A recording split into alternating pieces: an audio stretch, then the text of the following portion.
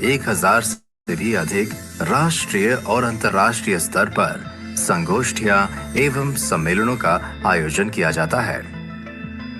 सन 1981 में संस्था को संयुक्त राष्ट्र संघ के गैर सरकारी संगठन एनजीओ के सदस्य के रूप में मान्यता प्राप्त हुई तथा संयुक्त राष्ट्र संघ ने मानवता की सेवा के लिए संस्था को 7 शांति पुरस्कारों से सम्मानित किया। समाज के आध्यात्मिक सशक्तिकरण हेतु हर प्रकार के व्यवसाय से जुड़े लोगों को राजयोग की निशुल्क शिक्षा प्रदान की जाती है। महिलाओं, युवाओं, शिक्षाविद, मीडिया कर्मी, स्वास्थ्य जगत से जुड़े लोग तथा अन्य सभी वर्गों के लोगों की आध्यात्मिक उत्थान करने हेतु 20 प्रभागों की स्थापना की गई है, जो पिछले 3 दशकों से अविराम सेवा कर रही है। हर धर्म, जाति, आयु, भाषा का व्यक्ति इस ईश्वरीय ज्ञान से स्वयं को लाभान्वित कर सकता है। अब तक विश्व के लाखों भाई बहनें अपनी संकीर्ण विचारधारा से मुक्त होकर वसुधैव कुटुंबकम की भावना द्वारा मूल्यनिष्ठ समाज के निर्माण के निमित्त बन रहे हैं। ओम शांति।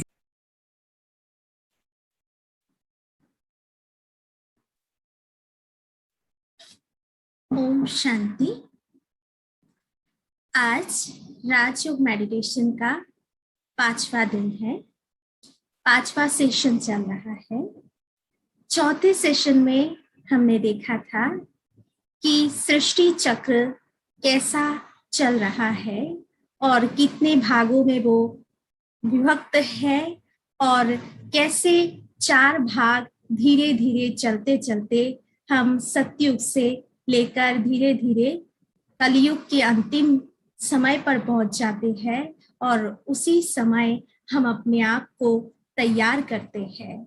और मैंने ये भी कहा था कि यही वो संगम का समय है जिस समय हमें अच्छा कर्म करके उस पूरे कल्प के लिए हमें अपना खाता जमा करना है, अपने अच्छे कर्मों का खाता जमा करना है, क्योंकि अभी का जो जमा किया हुआ फल हमें पूरे कल्प में मिलने वाला है।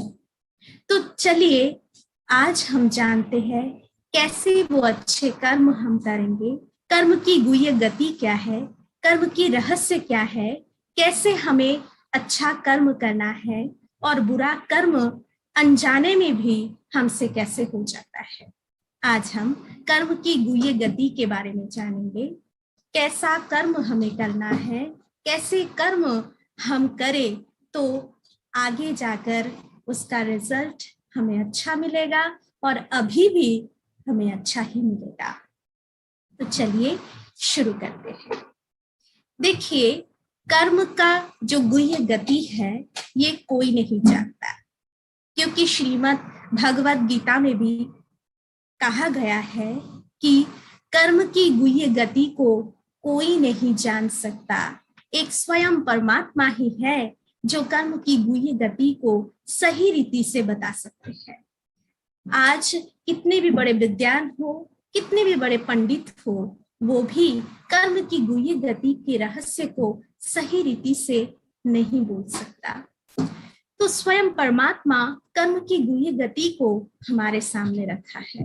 किस प्रकार, आपके सामने मैं एक एग्जाम्पल रखना चाहूंगी कि हम अभी कर्म जो कर रहे हैं हमको लग तो रहा है सही, परंतु शायद से अनजाने में ही हमसे कई सारी घटनाएं घटित हो जाती है। हम अनजाने में ही कितने पाप कर्म कर बैठते हैं जिसका नतीजा शायद हमें पता नहीं था, परंतु हम अनजाने में ही वो पाप कर्म करके उसका फल भी हमें भुगतना पड़ता है। कैसे, आपको एक बात बताती हूँ। जैसे कोई भिखारी रास्ते में भीख मांग रहा हो और आपने उसको 100 रुपए दे दिया, तो आपको क्या लग रहा होगा कि हमने तो बहुत अच्छा काम किया, क्योंकि वो भीख मांग रहा था, उसको पैसे की जरूरत थी, मैंने जरूरतमंद की वो जरूरत की चीजें मैंने पूरी की, मैंने 100 रुपए दे दिया। परंतु वो व्यक्ति उस 100 रुपए से क्या किया ये आपको नहीं पता। हो सकता है वो उस 100 रुपए से एक चाकू खरीदा हो और वो चाकू से किसी का खून कर दिया हो। तो किसी का खून उसने ही किया, परंतु उसका फल का सजा सिर्फ वो अकेले भुगतने वाला नहीं है, कहीं ना कहीं हम भी उसके भागीदार बन जाते हैं। आप कहेंगे क्यों? हमको थोड़ी पता था कि वो खून करने वाला होगा, कि वो चाकू खरीदने वाला होगा। हमने तो अपनी दूसरी भावना उसे दी, परंतु नहीं, हमने भले दी कैसी भी भावना से, परंतु उसने उस पैसे को किस तरीके से यूज किया वो भी हमें सोच कर देना चाहिए था। क्योंकि वो भीख तो मांग रहा था, परंतु उसका उद्देश्य कुछ और ही था। इसीलिए परमात्मा कहते हैं जो भी आप कर्म करो उस कर्म के आदि मध्य अंत को सोच कर करो। क्योंकि हम क्या करते हैं, हमें प्रेजेंट में जो दिख रहा है, सामने जो दिख रहा है, उसको ही हम सत्य मान लेते हैं। सोचते हैं जो दिख रहा है शायद वो ही सही है, परंतु उसके पीछे भी जो कोई राज छिपा हुआ है या उसके आगे भी जो कुछ राज छिपा हुआ है उसको हमने कभी सोच के नहीं देखा। इसीलिए परमात्मा कहते हैं कि जो भी कर्म करना है उसके आदि भी देखो, उसके अंत भी देखो और मध्य भी देखो। आदि मध्य अंत ये तीनों को जानकर जब हम कर्म करेंगे तब कभी भी हमसे कभी कोई बुरा कर्म नहीं हो सकता। क्योंकि कर्म हम हो सकता है इस जन्म में कर रहे हैं, उसका रिजल्ट शायद से किसी और जन्म में भी मिल सकता है। क्योंकि आपके मन में कई प्रश्न उठ रहे होंगे कर्मों के लिए। आप कह रहे होंगे, आपके मन में ऐसा भाव आ रहा होगा, अरे आज दुनिया में कितने लोग पापाचार भ्रष्टाचार कर रहे, कितने गलत काम कर रहे हैं, फिर भी उनके साथ तो बहुत अच्छा हो रहा है। वो तो आलीशान बिल्डिंग में रह रहे हैं, वो तो कितना अच्छे से जी रहा है, परंतु जो अच्छा कर्म कर रहा है उसके साथ तो बुरा ही हो रहा है। तो आप क्या कहेंगे? आपके मन में शायद से ये प्रश्न है, आपके मन में वही प्रश्न सताते होंगे। आपको ऐसे कई लोग हैं जो इस बात के कारण सही कर्मों से छूट जाते हैं, सही कर्मों से अलग होकर बुरे कर्म करने लग जाते हैं। परंतु वो बुरे कर्म को हम अगर करने लग जाए तो सत्य कर्मों, जो अच्छा कर्मों, उससे हम छूट जाते हैं, दूर चले जाते हैं और भटक जाते हैं। तब हमारा आदि भी खराब ही होता है, मध्य भी खराब ही होता है और अंत तो खराब ही होता है। तो इसका कारण क्या है?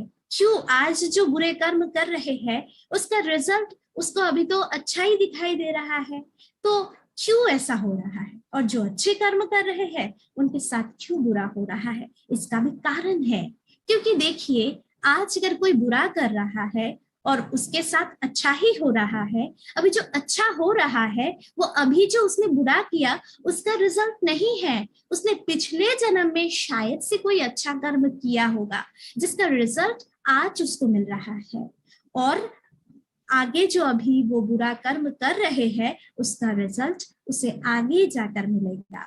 क्योंकि अभी तक जो कर्म का रिजल्ट आप देख रहे हैं वो तो पूर्व जन्म का है।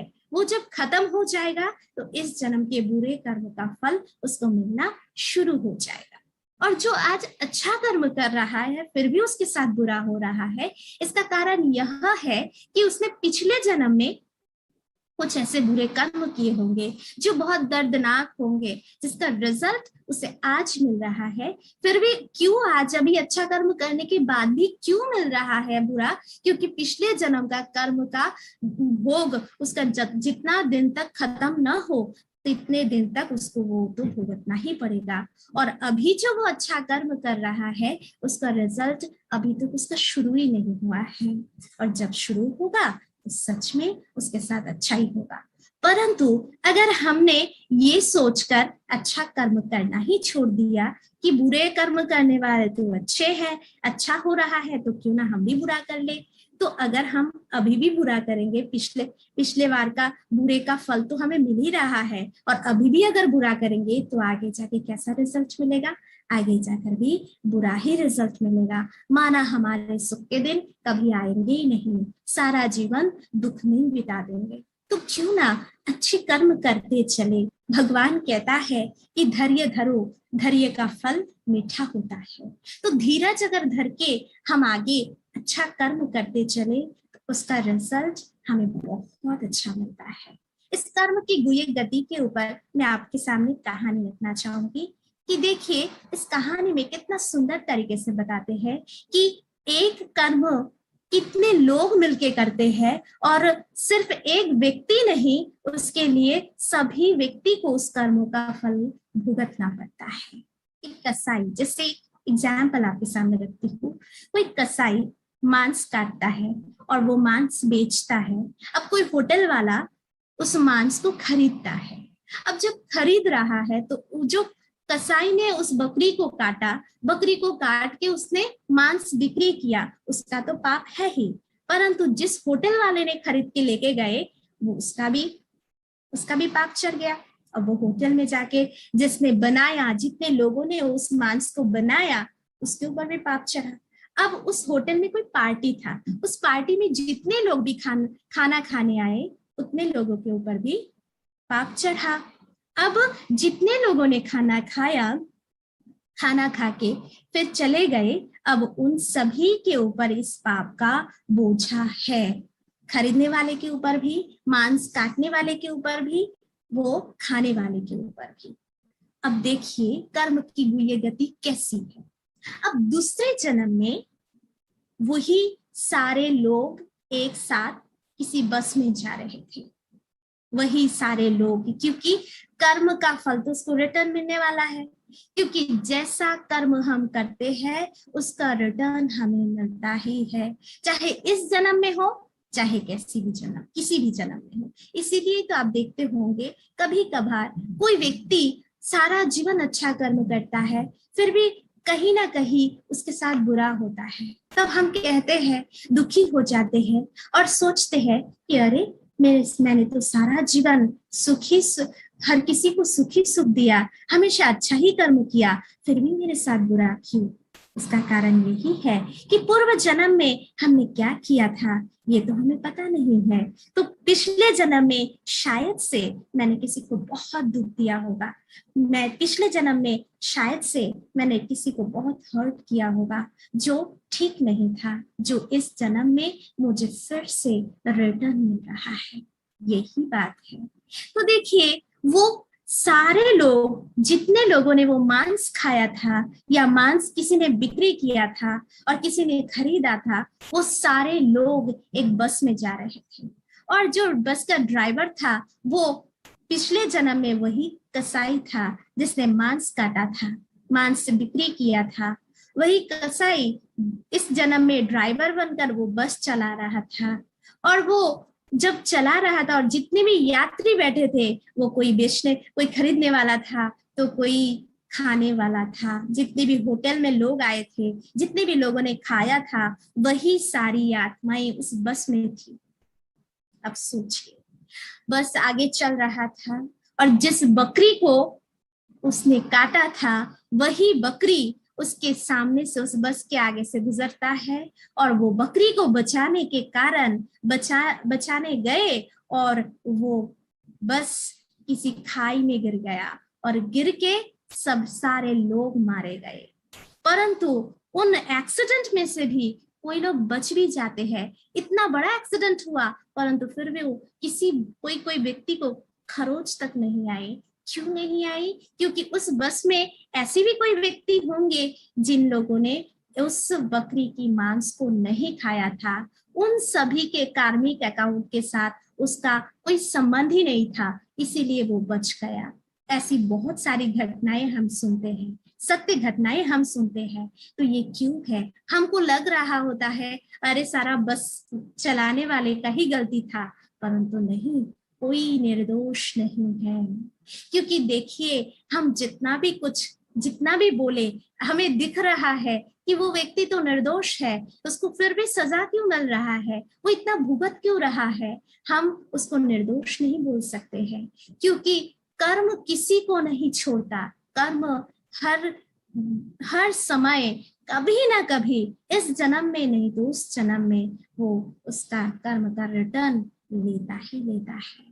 तो इसलिए क्यों ना हम अच्छा कर्म करें, और अच्छा कर्म करेंगे तो हमें रिटर्न भी कैसा मिलेगा, सही मिलेगा, क्योंकि हम जो देते हैं रिटर्न में हमें वो ही मिलता है। क्योंकि देखिए, एक बॉल अगर आप दीवार पर छोड़ेंगे, जिस एंगल पर आप उस बॉल को छोड़ा, उसी एंगल में वो बॉल आपके पास रिटर्न आएगा। इससे क्या पता चलता है कि हम जैसा कर्म करते हैं वैसा ही हमारे पास रिटर्न आता है। हम अगर किसी को ईर्ष्या कर रहे हैं ही आपको दुखी मिलेगा, क्योंकि जैसा कर्म हम करते हैं हमें वैसा ही फल रिटर्न में मिलता है। यही है कर्म की ये गति, जो हमें शायद से पता नहीं है। हम कर्म तो करते जा रहे हैं परंतु हमें पता नहीं है। हम सोचते हैं कि अच्छा रहने दो, जो होगा देखा जाएगा, जब मिलेगा तब कर लेंगे, हमसे नहीं हो पाता। तो यहाँ पर देखिए कितने सुंदर कर्म की गुह्य गति के बारे में बताया गया है कि मनुष्य आत्माएं जो कर्म करते हैं, हर किसी के मन में एक प्रश्न है। जैसे कोई कहते हैं हमने ये पाप कर्म किया तो शायद से कौन सी जोनी में जाएंगे, पता नहीं। ये जानने के भय में इंसान कर्म की गुह्य गति को जानना नहीं चाहता, वो छोड़ देता है।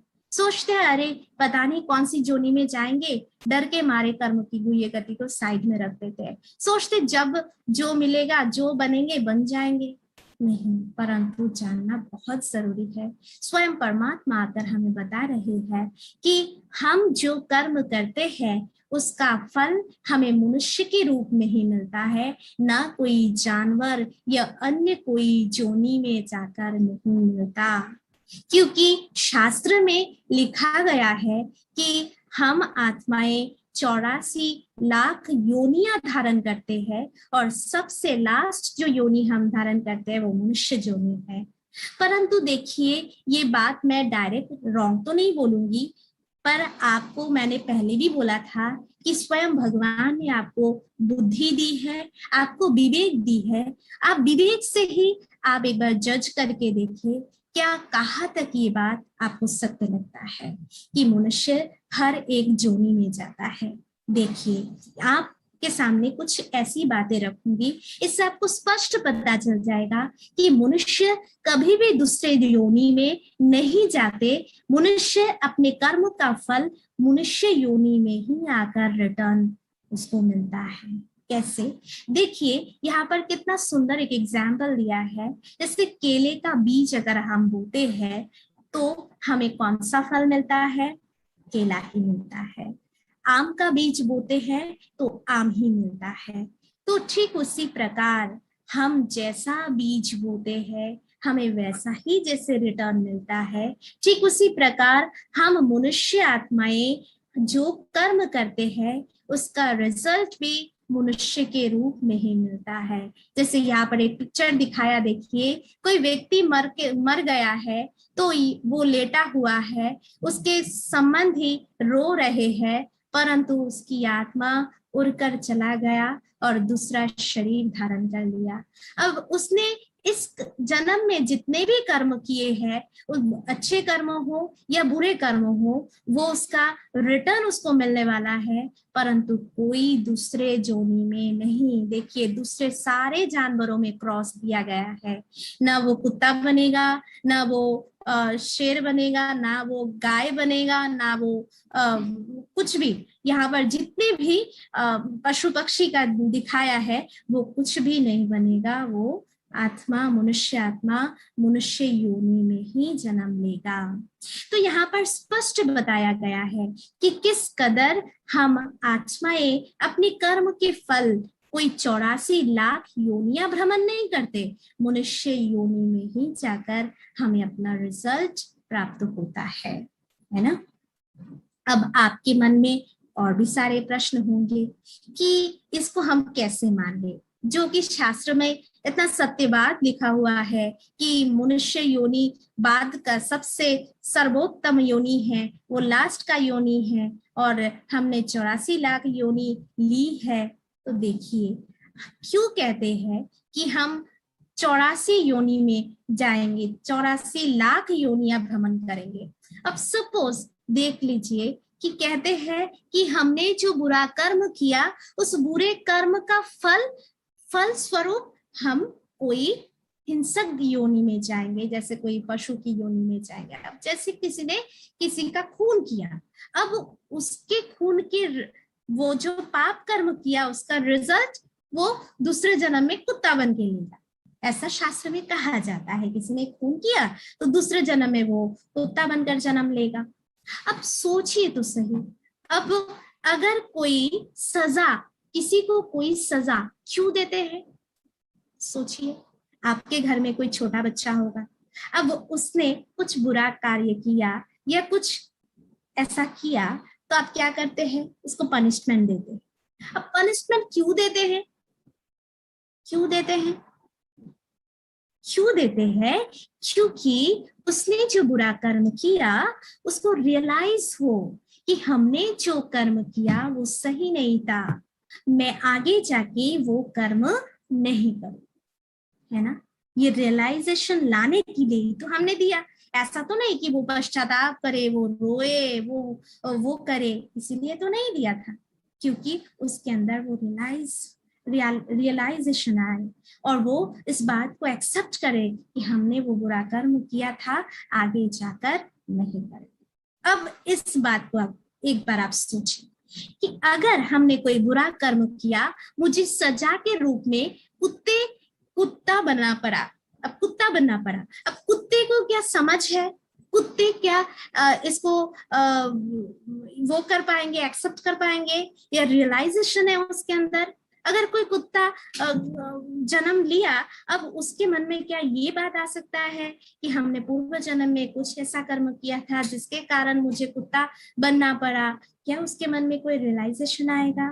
क्या वो रियलाइज कर पाएगा? उसके अंदर क्या इतनी क्षमता है? तो बताइए, क्या सोचते हैं क्या आप? तो कैसे ये सजा हुआ?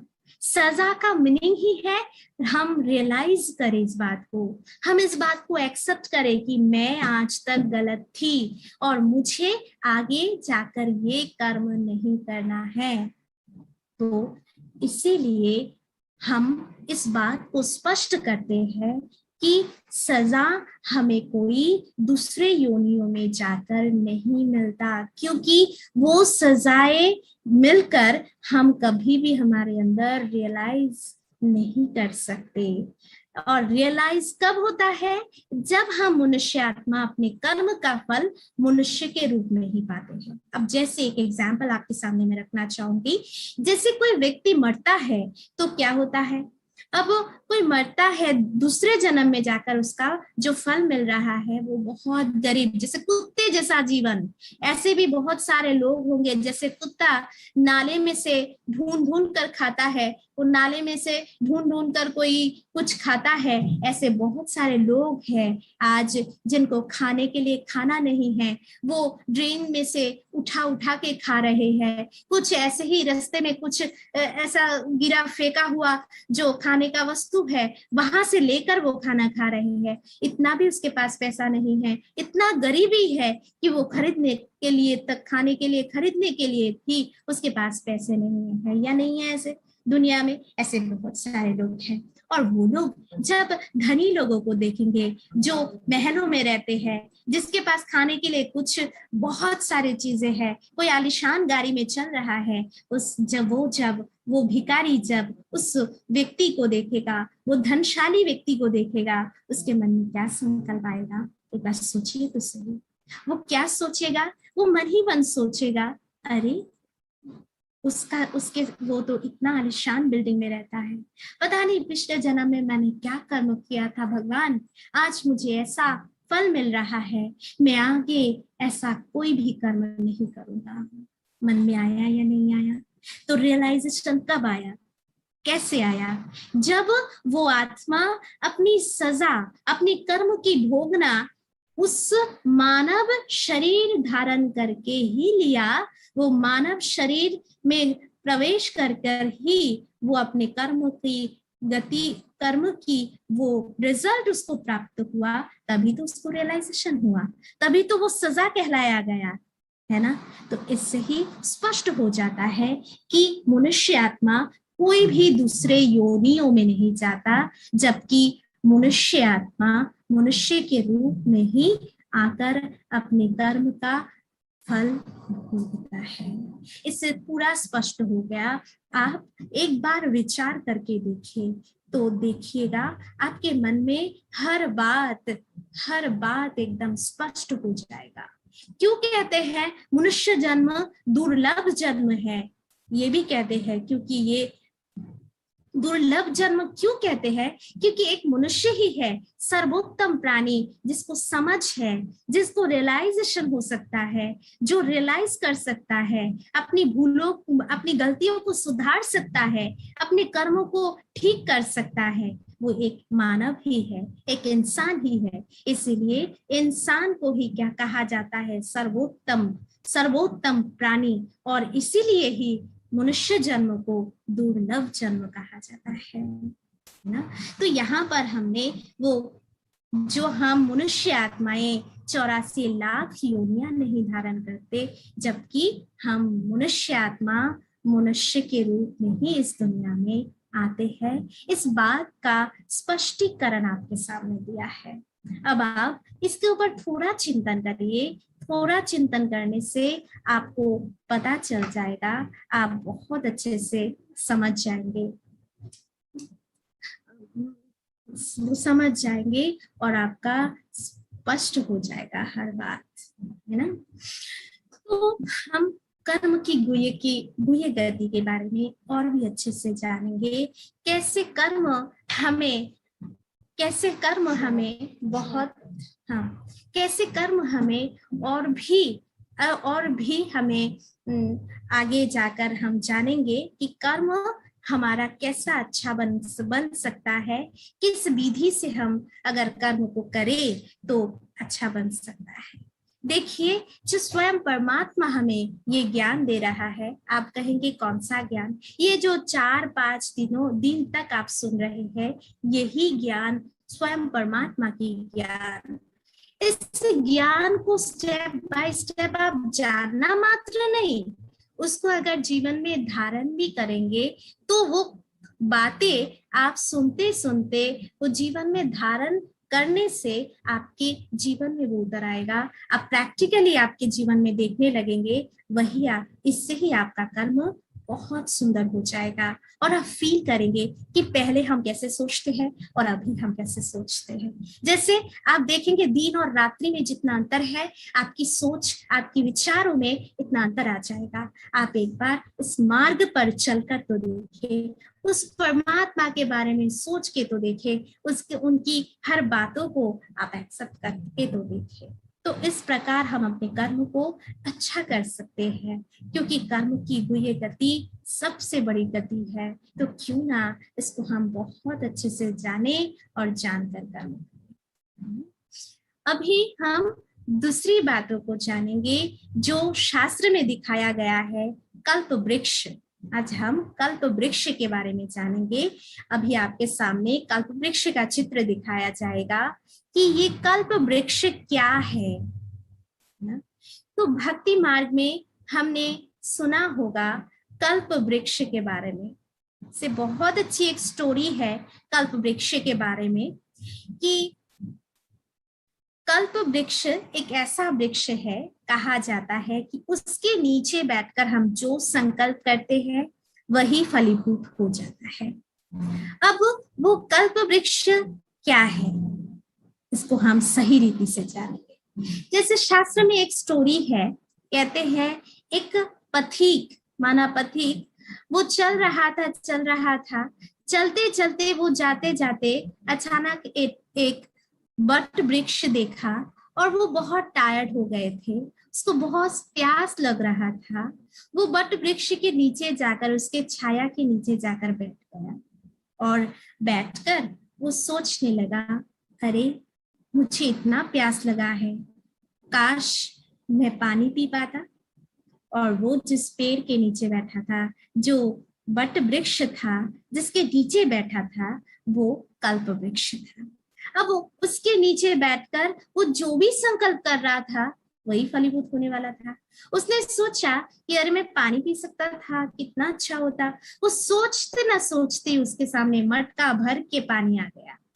अब सोचिए, प्यासा व्यक्ति के सामने अगर पानी का मटका आ गया तो वो क्या करेगा? पानी उठाकर घट घट पीने लगा और उसने अपनी प्यास बुझा दिया। बुझ गया। अब उसको लग रहा है अरे मैं सोचते ना सोचते पानी का मटका आ गया, क्योंकि इंसान का सोच कैसा होता है, जितना भी उसे मिले वो और भी चाहने लगता है, क्योंकि इंसान की चाहना कभी खत्म नहीं होता। तो उसने सोचा मुझे तो बहुत जोरों की भूख भी लगी है, मुझे खाने को मिलता। वो सोचते ना सोचते उसके सामने 36 प्रकार के व्यंजन आ गया। उसको आश्चर्यचकित हो गया। वो उसको लगा अरे इतने सारे व्यंजन आ गए, और वो घपाघप खाने लगा और सारा खाना वो खत्म कर दिया। उसका पेट भर गया, शांत हो गया।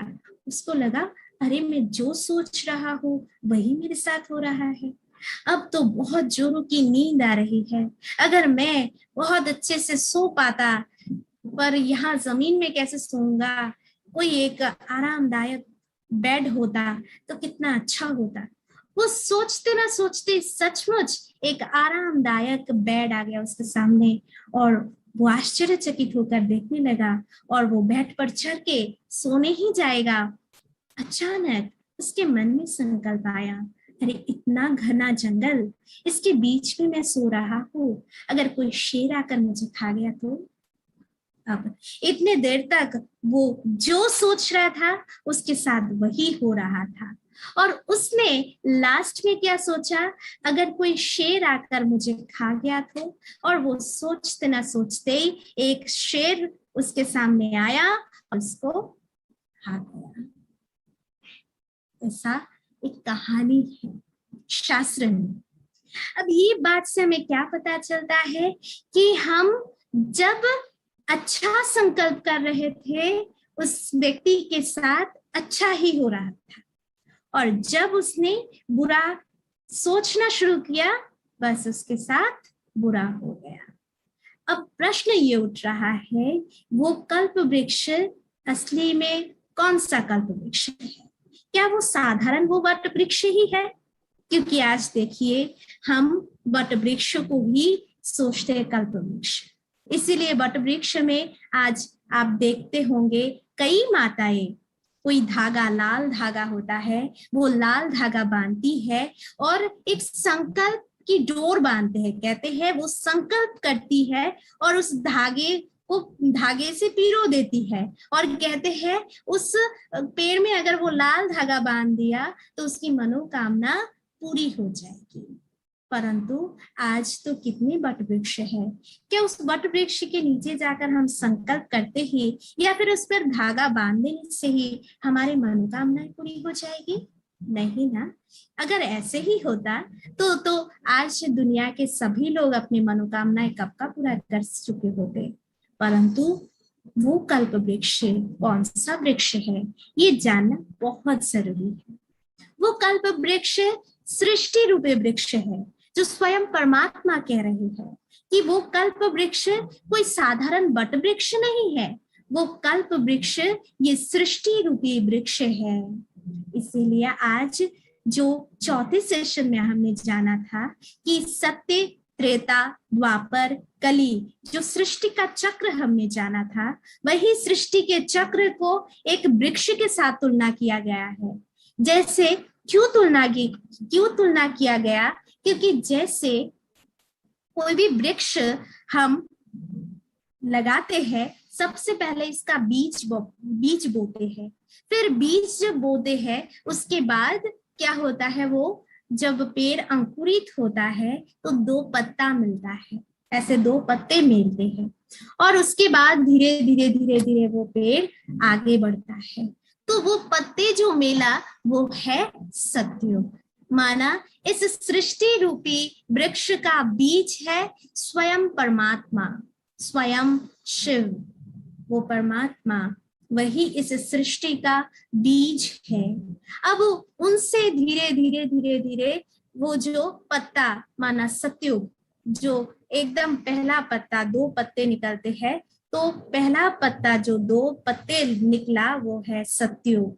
अब धीरे धीरे जब वृक्ष बड़ा होता है, माना त्रेता युग तक पहुंचा, तो वृक्ष और भी थोड़ा बढ़ गया, फिर इसमें 2-3 पत्ते और आ गए, और फिर धीरे धीरे जब द्वापर युग आया तो धीरे धीरे ये वृक्ष अपना डाला मिलता गया, तो डाला मिलता गया, और धीरे धीरे वैरायटी धर्म, वैरायटी मत, वैरायटी पंथ सब आने लगा। फिर बहुत सारे धर्म स्थापक आने लगे, तो कोई ये धर्म का, कोई वो धर्म का, कोई वो धर्म का। फिर धीरे धीरे जब वृक्ष और भी बड़ा हो गया, फिर तो एकदम वृक्ष फलीभूत हो गया, पूरे पत्ते से लेकर डाल पाला तक पूरे वृक्ष कंप्लीट हो गए।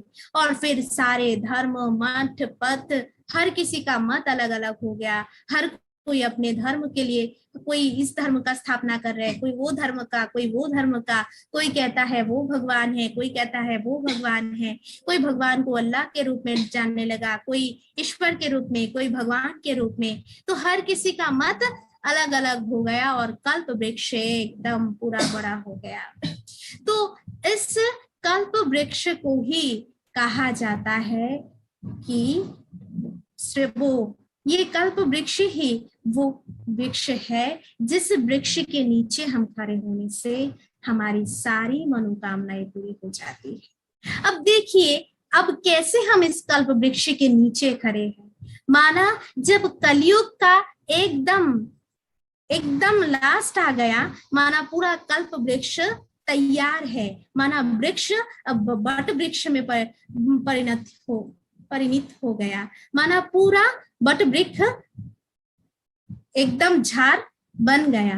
अब जब हम संगम युग पे पहुंच गए, माना कलयुग का एंडिंग में आ गए, और अभी सतयुग फिर से शुरू होने वाला है, इस एंडिंग समय में हम आकर पहुंच गए, माना ये कल्प वृक्ष के नीचे हम पहुंच गए। देखिए यहाँ पर दिखाई दे रहा है कि एकदम ऊपर में, यहाँ तो कल्प वृक्ष के ऊपर में दिखाया गया है, परंतु हमने कहा कि कल्प वृक्ष के नीचे। नीचे क्यों कहा? क्योंकि ये जो कल्प वृक्ष है उसको उल्टा वृक्ष भी कहते हैं। क्यों उल्टा वृक्ष कहते हैं?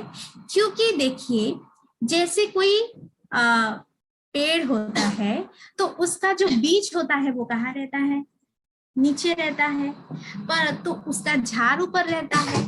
परंतु हमने स्टार्टिंग में क्या कहा कि इस कल्प वृक्ष का जो बीज है वो कौन है? स्वयं परमात्मा है। तो वो स्वयं परमात्मा कहाँ रहते हैं? ऊपर में रहते हैं।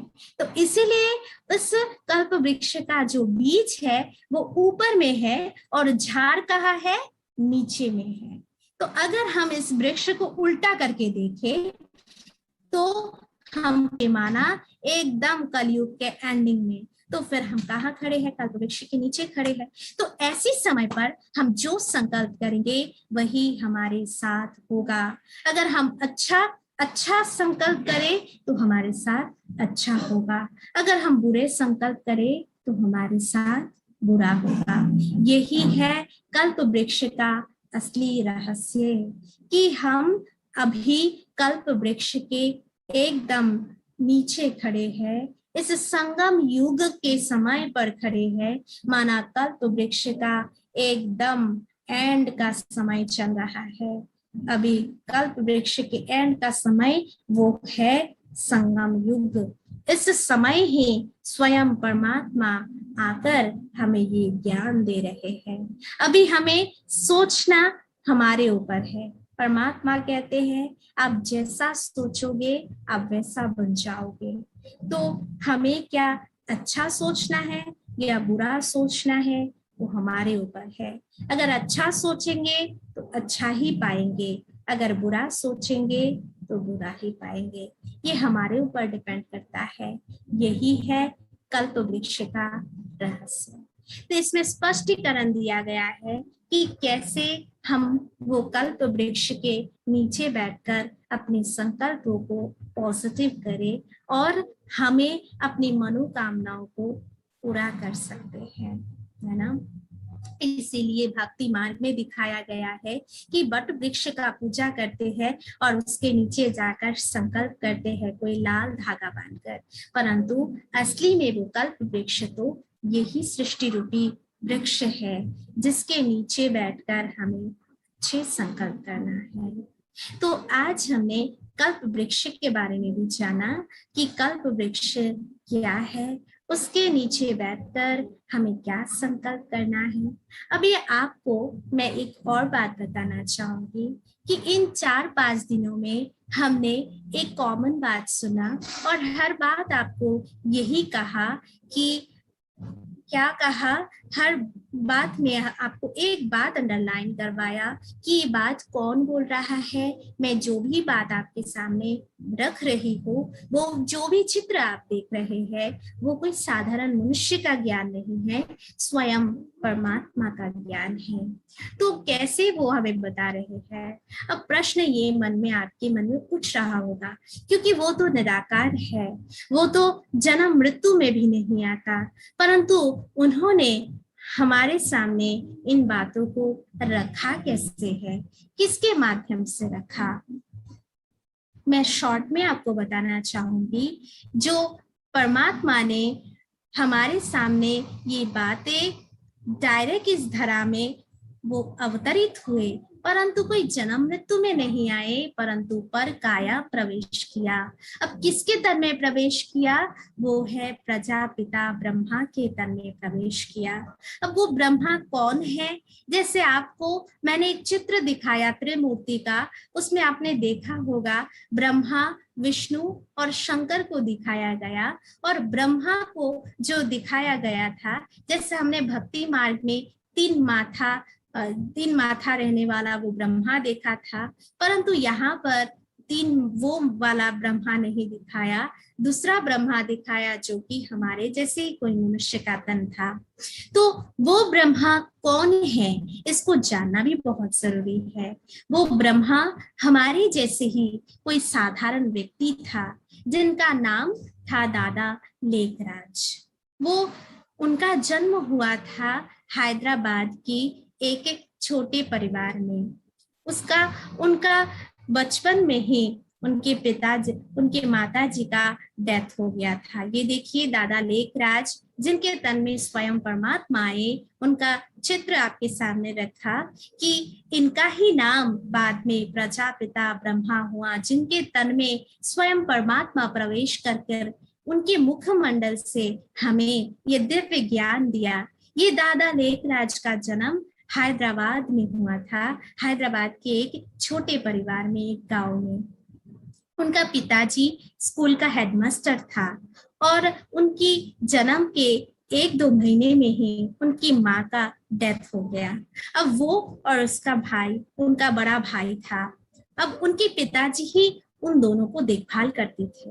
एक बार क्या हुआ, जब उनका उम्र 14 साल का था, उनके पिताजी भी बहुत बीमार पड़ गए और बीमार पड़ने के कारण उनका भी डेथ हो गया, वो भी शरीर छोड़ दिया।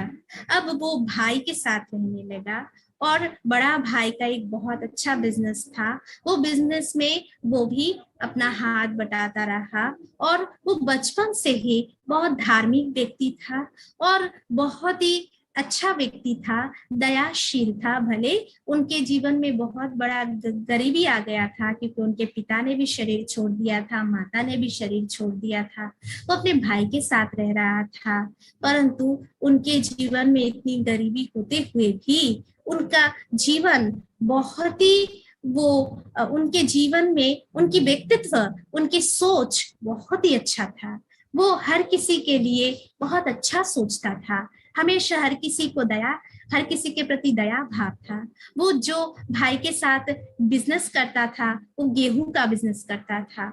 अब उसमें गांव के जितने भी लोग गेहूं खरीदने जाते थे, तो जो भी गरीब लोग दिखाई देते थे या फिर जिनके पास पैसे देने के भी हिम्मत नहीं होते थे, वो हमेशा क्या करते थे, बिना पैसे के ही उनको दे देते थे या कम दाम से उनसे ले लेते थे।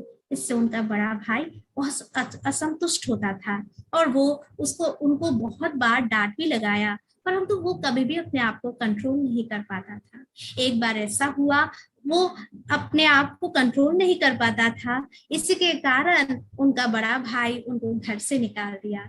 आप एक बार सोच के तो देखिए, 14 वर्ष का बालक जिसका ना माँ है ना पिता है, जो कि अपने बड़े भाई के सहारे चल रहा था, वो बड़ा भाई भी उसका हाथ छोड़ दिया, वो बड़ा भाई भी उसको अकेले छोड़ दिया। अब सोचिए, फिर भी उनके मन में आत्मविश्वास की कमी नहीं हुई, उनके मन में अटल आत्मविश्वास था और उनको अपने प्रति तो विश्वास था ही था, साथ ही साथ उस परमात्मा के ऊपर भी बहुत विश्वास था।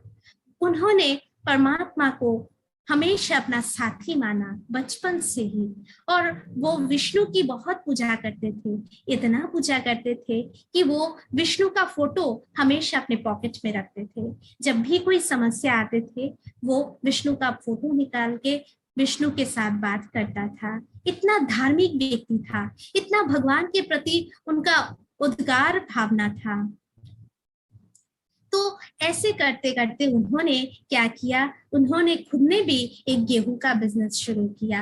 अब गेहूं के बिजनेस जब शुरू किया तो उनको उनके गांव में तो एक भाई का ही दुकान था, अच्छा चल रहा था, परंतु उन्होंने सोचा क्योंकि घर से तो निकाल दिया था, क्यों ना मैं भी एक छोटा सा बिजनेस करना शुरू करूं। अब उसने भी बिजनेस करना शुरू किया और उन्होंने भी क्या किया, कम दाम में ज्यादा देने लगे। तो बताइए, तो कस्टमर कहाँ ज्यादा आएगा, जहाँ कम दाम में चीजें ज्यादा मिलती है वहां ही तो आएगा। तो देखा गया, गांव के सारे लोग उनके दुकान में टूट पड़े और धीरे धीरे उनका बिजनेस आगे बढ़ता गया। फिर उन्होंने गेहूं का बिजनेस छोड़कर वो बॉम्बे चले गए और उन्होंने हीरे का नेकलेस बनाने का कारीगरी सीखा। उस कारीगरी में भी वो बहुत आगे बढ़ गए और धीरे धीरे उन्होंने हीरे का बिजनेस शुरू कर दिया। अब हीरे का बिजनेस भी उनका बहुत अच्छा चलने लगा और ऐसे करते करते वो आगे जाकर हीरे का बहुत बड़ा बिजनेसमैन बन गया। उनका पूरा बिजनेस एकदम कलकत्ता, बॉम्बे, हैदराबाद हर जगह फैल गया और वो बहुत बड़ा बिजनेसमैन बन गया। इस कदर वो चल रहा था, परंतु उसके साथ ही साथ वो अपने धर्म को भी नहीं छोड़ रहे थे। उन्होंने बहुत सारी गुरुएं भी की थी और उनके गुरु के प्रति बहुत श्रद्धा था। ऐसी बहुत बार कोई कई बातें आई, बहुत सारी परिस्थितियां भी उनके सामने आई, फिर भी उन्होंने अपने अच्छे कर्म का साथ नहीं छोड़ा। उन्होंने हमेशा अपने अच्छे कर्म को पकड़ कर रखा।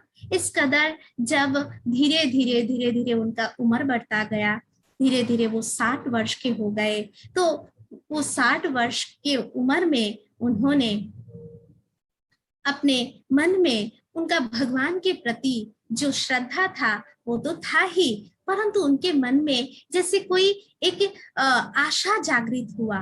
उनके मन में आने लगा कि मैं आज तक भगवान को इतना मानता आया हूँ, इतना पूजा करता आया हूँ, परंतु सत्य भगवान कौन हो सकता है। उनको जानने के लिए जैसे उनके मन में एक तृष्णा जागृत हो गया था, क्योंकि एक बार की घटना उनके साथ हुई। वो जिस गुरु को बहुत मानते थे, से गुरु का ऑर्डर माना वो भगवान का ऑर्डर मानते थे। तो एक बार उनके घर में एक बहुत अच्छा प्रोग्राम चल रहा था। उस समय उनके गुरु का एक पत्र आया और उसमें लिखा हुआ था कि दादा की बोला गया कि लेखराज, अभी तुम 10,000 रुपए लेकर मेरे पास आ जाओ। तो उन्होंने एक बार भी बुद्धि में कुछ नहीं सोचा, परंतु उन्होंने अलमारी में से 10,000 रुपए निकाला और अपनी पत्नी को भी नहीं बताया और वो प्रोग्राम छोड़कर चला आया। तो एक बार सोचा भी नहीं कि प्रोग्राम चल रहा है, घर में इतने सारे मेहमान आए हुए हैं, वो सब क्या सोचेंगे, परंतु उन्होंने सोचा कि गुरु जी ने कहा, माना स्वयं भगवान ने कहा। तो वो अपने गुरु के आश्रम में गए और गुरु के आश्रम में जाकर उन्होंने गुरु को बोला कि गुरु जी ये लीजिए 10,000 रुपए। परंतु उन्होंने गुरु जी को एक बार पूछा, गुरु जी आप ये पैसे से क्या करेंगे। तो गुरु जी ने कहा कि हमारा एक भक्त है जो जुआ खेलकर हार गया और उसको वो अभी जेल में है, अब जेल से छुड़ाने के लिए हमें पुलिस को घूस खिलाना पड़ेगा। ये बात सोचकर उनको अच्छा नहीं लगा, सुनकर अच्छा नहीं लगा। उन्होंने गुरुजी को कुछ नहीं कहा, पर मन ही मन उस दिन से जैसे उनके मन में बहुत सारे प्रश्न उदित होने लगे। उस दिन से उन्होंने सोचा, जिस गुरु को हमने भगवान के रूप में पूजा किया, वो ऐसे कर सकते हैं? इतना अन्याय, जो जुआ खेलना कितनी बड़ी पाप है, इस पाप को भी उन्होंने सपोर्ट किया, तो क्यों? तो भगवान कौन है? उस दिन से उनके मन में प्रश्न की झड़ बहने लगे और वो सोचने लगा कि तो फिर भगवान कौन है। उस दिन से वो भगवान को ढूंढने लगे। वो बहुत मंदिरों में गए, बहुत जगह गए, परंतु भगवान का सत्य परिचय उनको सही रीति से कहीं भी नहीं मिला। तो आखिर लास्ट में वो बनारस गए। बनारस अपने दोस्त के घर गए। वहां जाकर बहुत सारी तीर्थ यात्राएं की। वहां मंदिर है, मस्जिद है, बहुत सारी जगहों में गए। वो शिव के मंदिर में गए, देखा शिव के मंदिर में लाइन लगे हुए है शिव जी को दूध से स्नान कराने के लिए, परंतु वही स्नान करा सकते हैं जो दक्षिणा देगा। उनके मन में प्रश्न उठा कि भगवान क्या पैसे का भूखा है? अगर दक्षिणा दिया तो उनको स्नान कराने को मिलेगा, अगर दक्षिणा नहीं दिया तो स्नान कराने को नहीं मिलेगा। उनके मन में तभी प्रश्न आ रहा था, तो क्या भगवान भी पैसे का भूखा? उसके बाद उन्होंने और भी बातें देखी। जो दूध भगवान को चढ़ा रहे थे, वही दूध मंदिर के पीछे से नाले से कलेक्शन होकर बाजार में बिक्री हो रहा था। उनके मन में और भी प्रश्न की झड़ बहने लगे कि क्या भगवान के सामने इतनी बड़ी गलत काम हो रहा है? भगवान अगर मंदिर में बैठा है तो वो चुप क्यों बैठा है? वो उसका प्रतिवाद क्यों नहीं करता? उनके मन में और भी सारे प्रश्न आने लगे। तब वो भगवान को ढूंढने लगे, जैसे उनके मन में एकदम पिपाशा आ गया कि भगवान कौन है ये जानने का। परंतु कहीं भी उनको भगवान का सही परिचय नहीं मिल रहा था। वो बहुत निराश होकर अपने दोस्त के घर गार्डन में बैठकर वो सोचने लगा कि सत्य भगवान तो कौन है? जिसने इतना सुंदर प्रकृति बनाया, जिसने सृष्टि को रचा, वो परमात्मा कौन हो सकता है? और उन्होंने सोचते ही सोचते अचानक उनके सामने एक दृश्य देखने लगे। आपको आश्चर्य लगेगा कि उनके साथ आंखों के सामने जैसे उन्होंने विनाश का चित्र देखा। जैसे हम मूवीज में देखते हैं, कोई चित्र देखते हैं, जैसे उनके सामने वो विनाश का चित्र दिखाई देने लगा और देखा कि सच में कोई विनाश हो रहा है, पूरा धरती विनाश हो रहा है, कोई किसी को मार रहा है, कोई किसी को काट रहा है, जैसे पूरा सृष्टि अभी विनाश होने वाला है। वो बहुत भयभीत हो गया कि मैं ये क्या देख रहा हूँ। उन्होंने देखा सचमुच वो जैसे देख रहे हैं। ऐसे कुछ देर तक उन्होंने वो दृश्य देखा और कुछ ही देर में उन्होंने और एक दृश्य देखा कि सतयुग का नजारा देखा कि एक सुख शांतिमय दुनिया आ रहा है। जो स्वर्ग है, वो स्वर्ग का दुनिया कैसा होगा, उस दुनिया का नजारा देखा। हर कोई देवी देवताएं है, हर कोई एक दूसरे को सुखी सुख दे रहा है, ऐसा दृश्य देखा और वो और भी भयभीत हो गए। फिर उन्होंने सोचा कि मैं क्या देख रहा हूँ, और कुछ ही देर में उन्होंने अपने आप को ही विष्णु देखा। जिस विष्णु को बहुत मानता था, वही विष्णु को, अपने आप को वो विष्णु के रूप में देखा। वो और भी भयभीत होकर सोचने लगा ये क्या है। तो इस प्रकार वो सोच कर वो सोचने लगा कि अरे ये किसने मुझे साक्षात्कार करवाया, या शायद ये गुरु का ही साक्षात्कार होगा। वो उसी समय बनारस से हैदराबाद चला गया और हैदराबाद गुरु के आश्रम में जाकर गुरुजी से पूछा, परंतु गुरुजी इसके बारे में कुछ भी नहीं जानते थे। तो उसी समय धीरे धीरे उनके साथ ऐसा कुछ ना कुछ हो ही रहा था। और उसी दिन क्या हुआ, रात को अचानक उन्होंने खुद ने महसूस किया कि उनके अंदर कोई ज्योति उनके अंदर प्रवेश किया और उनके ही मुख से उनको कहने लगा कि देखो, जिस परमात्मा को आप ढूंढ रहे हो, वो परमात्मा मैं ही हूँ। मैं इस धराधाम में आ चुका हूँ। मैं चाहता हूँ कि मेरी इस ज्ञान को तुम पूरे विश्व में फैलाओ और सभी को बताओ कि फिर से वो सत्युगी दुनिया वापस आने वाली है। अब अपने आप को तैयार करें। और उस दिन से उनको सब बातें पता चल गई कि ये कौन साक्षात्कार करवाने वाला था, वो स्वयं परमात्मा ही था।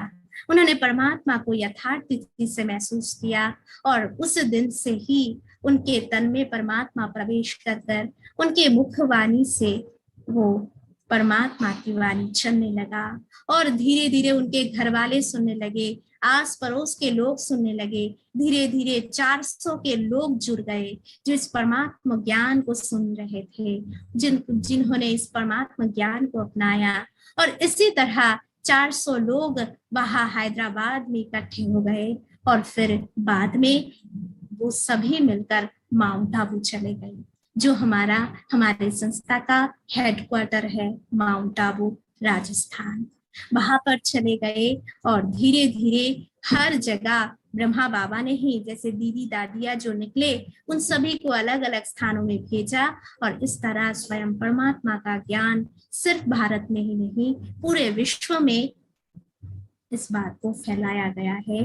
और आज हमारे पूरे विश्व में आज बहुत सारे ब्रांचेस हो गए हैं जो आज परमात्मा का मैसेज जन जन तक पहुंचा रहे हैं।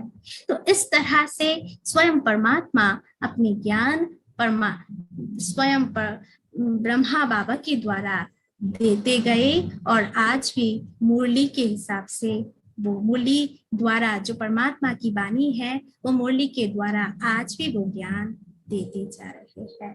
तो इस तरह स्वयं परमात्मा अपने ज्ञान को हमें दे रहे हैं। तो हम इस ज्ञान को जितना अपने अंदर धारण कर सके, हमारे साथ अच्छा ही होगा, हमारा कर्म भी अच्छा होगा। तो आज हम यही सेशन खत्म करेंगे।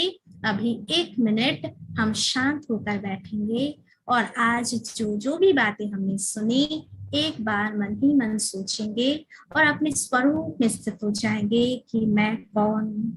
याद करिए, मैं वो ज्योतिर्बिंदु आत्मा अपने भ्रुकुटी के बीच में देखिए, मैं वो ज्योति आत्मा हूँ। मेरा कर्म बहुत अच्छा है। आज से मुझे बहुत अच्छा कर्म करना है।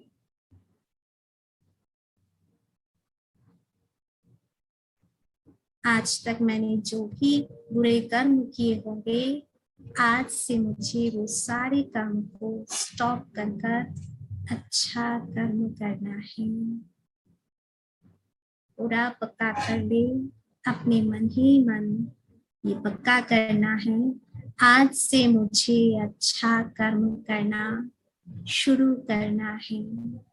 क्योंकि आज हमने स्वयं परमात्मा का ज्ञान सुन लिया कि कर्म की हुई गति क्या है। ओम शांति, ओम शांति, ओम शांति। तो आज हम यही सेशन खत्म करते हैं। कल फिर इस समय 7:30 से 8:30 मिलेंगे। ओम शांति।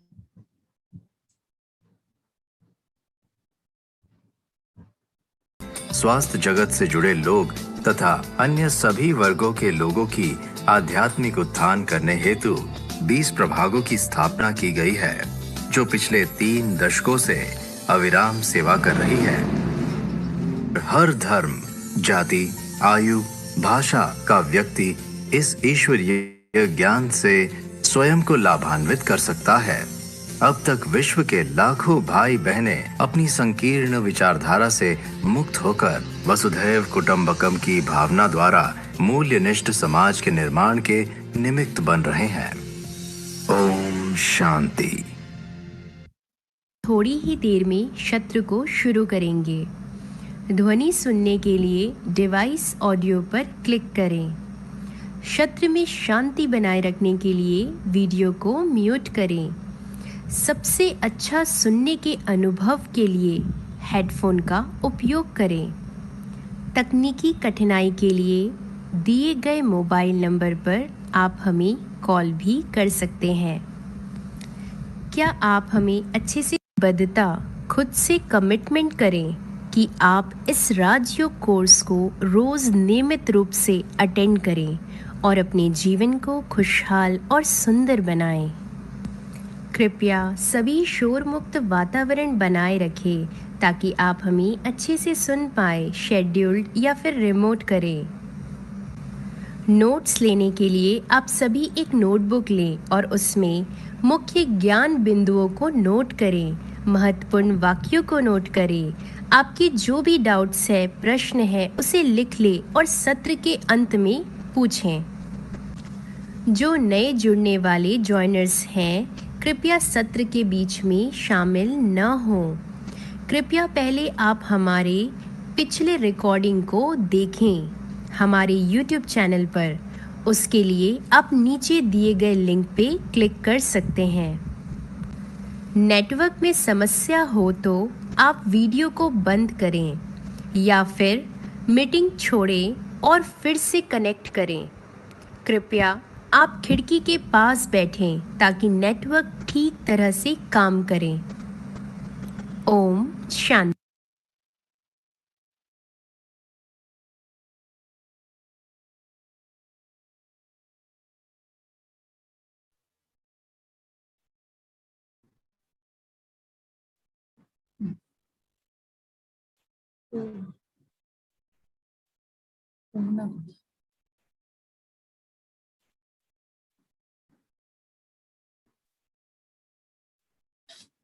ओम शांति। आज राजयोग मेडिटेशन का 5वां दिन है। 5वां सेशन चल रहा है। चौथे सेशन में हमने देखा था कि सृष्टि चक्र कैसा चल रहा है और कितने भागों में वो विभक्त है और कैसे 4 भाग धीरे धीरे चलते चलते हम सतयुग से लेकर धीरे धीरे कलयुग के अंतिम समय पर पहुंच जाते हैं और उसी समय हम अपने आप को तैयार करते हैं। और मैंने ये भी कहा था कि यही वो संगम का समय है जिस समय हमें अच्छा कर्म करके उस पूरे कल्प के लिए हमें अपना खाता जमा करना है, अपने अच्छे कर्मों का खाता जमा करना है, क्योंकि अभी का जो जमा किया हुआ फल हमें पूरे कल्प में मिलने वाला है। तो चलिए आज हम जानते हैं कैसे वो अच्छे कर्म हम करेंगे, कर्म की गुह्य गति क्या है, कर्म की रहस्य क्या है, कैसे हमें अच्छा कर्म करना है और बुरा कर्म अनजाने में भी हमसे कैसे हो जाता है। आज हम कर्म की गुह्य गति के बारे में जानेंगे। कैसा कर्म हमें करना है, कैसे कर्म हम करें तो आगे जाकर उसका रिजल्ट हमें अच्छा मिलेगा और अभी भी हमें अच्छा ही मिलेगा। तो चलिए शुरू करते हैं। देखिए, कर्म का जो गुह्य गति है ये कोई नहीं जानता, क्योंकि श्रीमद् भगवत गीता में भी कहा गया है कि कर्म की गुह्य गति को कोई नहीं जान सकता। एक स्वयं परमात्मा ही है जो कर्म की गुह्य गति को सही रीति से बता सकते हैं। आज कितने भी बड़े विद्वान हो, कितने भी बड़े पंडित हो, वो भी कर्म की गुह्य गति के रहस्य को सही रीति से नहीं बोल सकता। तो स्वयं परमात्मा कर्म की गुह्य गति को हमारे सामने रखा है। किस प्रकार, आपके सामने मैं एक एग्जाम्पल रखना चाहूंगी कि हम अभी कर्म जो कर रहे हैं हमको लग तो रहा है सही, परंतु शायद से अनजाने में ही हमसे कई सारी घटनाएं घटित हो जाती है। हम अनजाने में ही कितने पाप कर्म कर बैठते हैं जिसका नतीजा शायद हमें पता नहीं था, परंतु हम अनजाने में ही वो पाप कर्म करके उसका फल भी हमें भुगतना पड़ता है। कैसे, आपको एक बात बताती हूँ। जैसे कोई भिखारी रास्ते में भीख मांग रहा हो और आपने उसको 100 रुपए दे दिया, तो आपको क्या लग रहा होगा कि हमने तो बहुत अच्छा काम किया। क्योंकि वो भीख मांग रहा था, उसको पैसे की जरूरत थी, मेरे जरूरतमंद की जरूरत, वो जरूरत की चीजें मैंने पूरी की, मैंने 100 रुपए दे दिया। परंतु वो व्यक्ति उस 100 रुपए से क्या किया ये आपको नहीं पता। हो सकता है वो उस 100 रुपए से एक चाकू खरीदा हो और वो चाकू से किसी का खून कर दिया हो। तो किसी का खून उसने ही किया, परंतु उसका फल का सजा सिर्फ वो अकेले भुगतने वाला नहीं है, कहीं ना कहीं हम भी उसके भागीदार बन जाते हैं। आप कहेंगे क्यों? हमको थोड़ी पता था कि वो खून करने वाला होगा, कि वो चाकू खरीदने वाला होगा। हमने तो अपनी दूसरी भावना उसे दी, परंतु नहीं, हमने भले दी कैसी भी भावना से, परंतु उसने उस पैसे को किस तरीके से यूज किया वो भी हमें सोच कर देना चाहिए था। क्योंकि वो भीख तो मांग रहा था, परंतु उसका उद्देश्य कुछ और ही था। इसीलिए परमात्मा कहते हैं जो भी आप कर्म करो उस कर्म के आदि मध्य अंत को सोच कर करो। क्योंकि हम क्या करते हैं, हमें प्रेजेंट में जो दिख रहा है, सामने जो दिख रहा है, उसको ही हम सत्य मान लेते हैं। सोचते हैं जो दिख रहा है शायद वो ही सही है, परंतु उसके पीछे भी जो कोई राज छिपा हुआ है या उसके आगे भी जो कुछ राज छिपा हुआ है उसको हमने कभी सोच के नहीं देखा। इसीलिए परमात्मा कहते हैं कि जो भी कर्म करना है उसके आदि भी देखो, उसके अंत भी देखो और मध्य भी देखो। आदि मध्य अंत ये तीनों को जानकर जब हम कर्म करेंगे तब कभी भी हमसे कभी कोई बुरा कर्म नहीं हो सकता। क्योंकि कर्म हम हो सकता है इस जन्म में कर रहे हैं, उसका रिजल्ट शायद से किसी और जन्म में भी मिल सकता है। क्योंकि आपके मन में कई प्रश्न उठ रहे होंगे कर्मों के लिए। आप कह रहे होंगे, आपके मन में ऐसा भाव आ रहा होगा, अरे आज दुनिया में कितने लोग पापाचार भ्रष्टाचार कर रहे, कितने गलत काम कर रहे हैं, फिर भी उनके साथ तो बहुत अच्छा हो रहा है। वो तो आलीशान बिल्डिंग में रह रहे हैं, वो तो कितना अच्छे से जी रहा है, परंतु जो अच्छा कर्म कर रहा है उसके साथ तो बुरा ही हो रहा है। तो आप क्या कहेंगे? आपके मन में शायद से ये प्रश्न है, आपके मन में वही प्रश्न सताते होंगे आपको। ऐसे कई लोग हैं जो इस बात के कारण सही कर्मों से छूट जाते हैं, सही कर्मों से अलग होकर बुरे कर्म करने लग जाते हैं। परंतु वो बुरे कर्म को हम अगर करने लग जाए तो सत्य कर्मों, जो अच्छा कर्मों, उससे हम छूट जाते हैं, दूर चले जाते हैं और भटक जाते हैं। तब हमारा आदि भी खराब ही होता है, मध्य भी खराब ही होता है और अंत तो खराब ही होता है।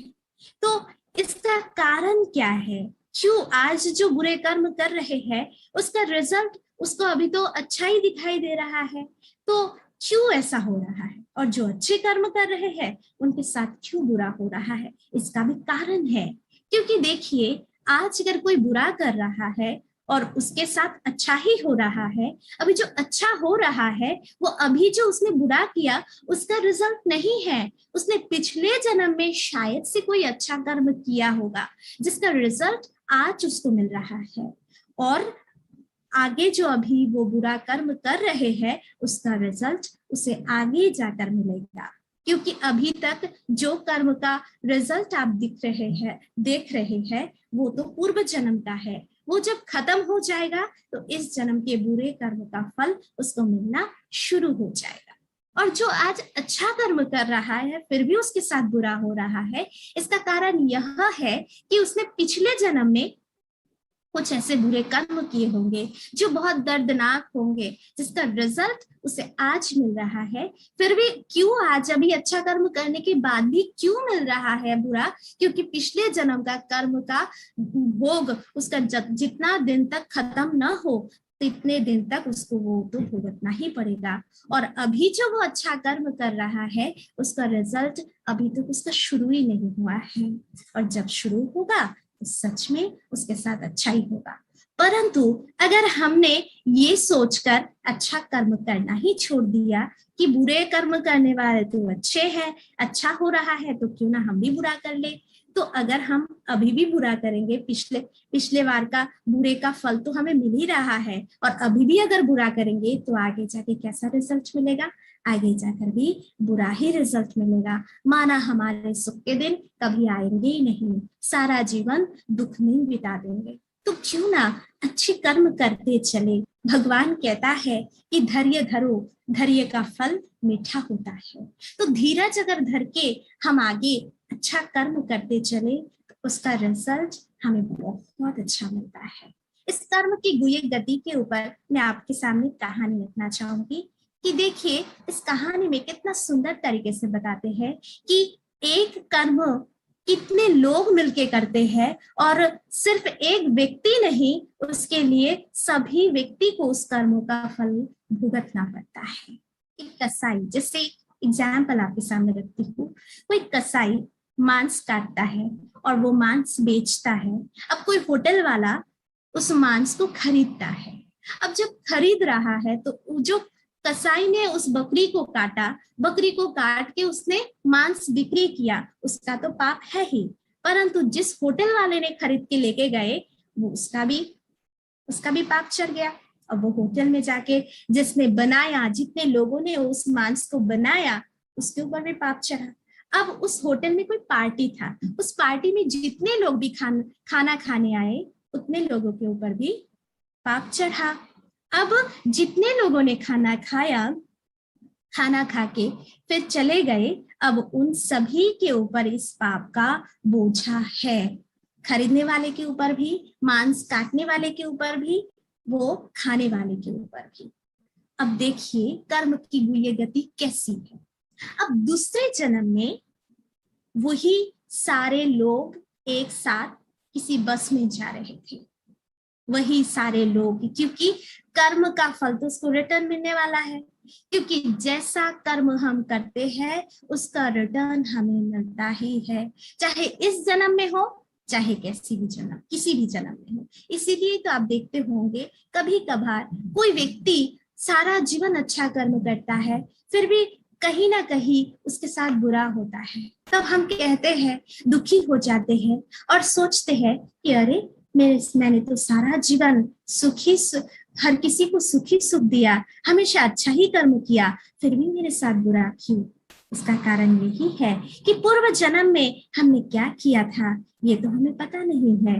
तो पिछले जन्म में शायद से मैंने किसी को बहुत दुख दिया होगा, मैं पिछले जन्म में शायद से मैंने किसी को बहुत हर्ट किया होगा जो ठीक नहीं था, जो इस जन्म में मुझे फिर से रिटर्न मिल रहा है।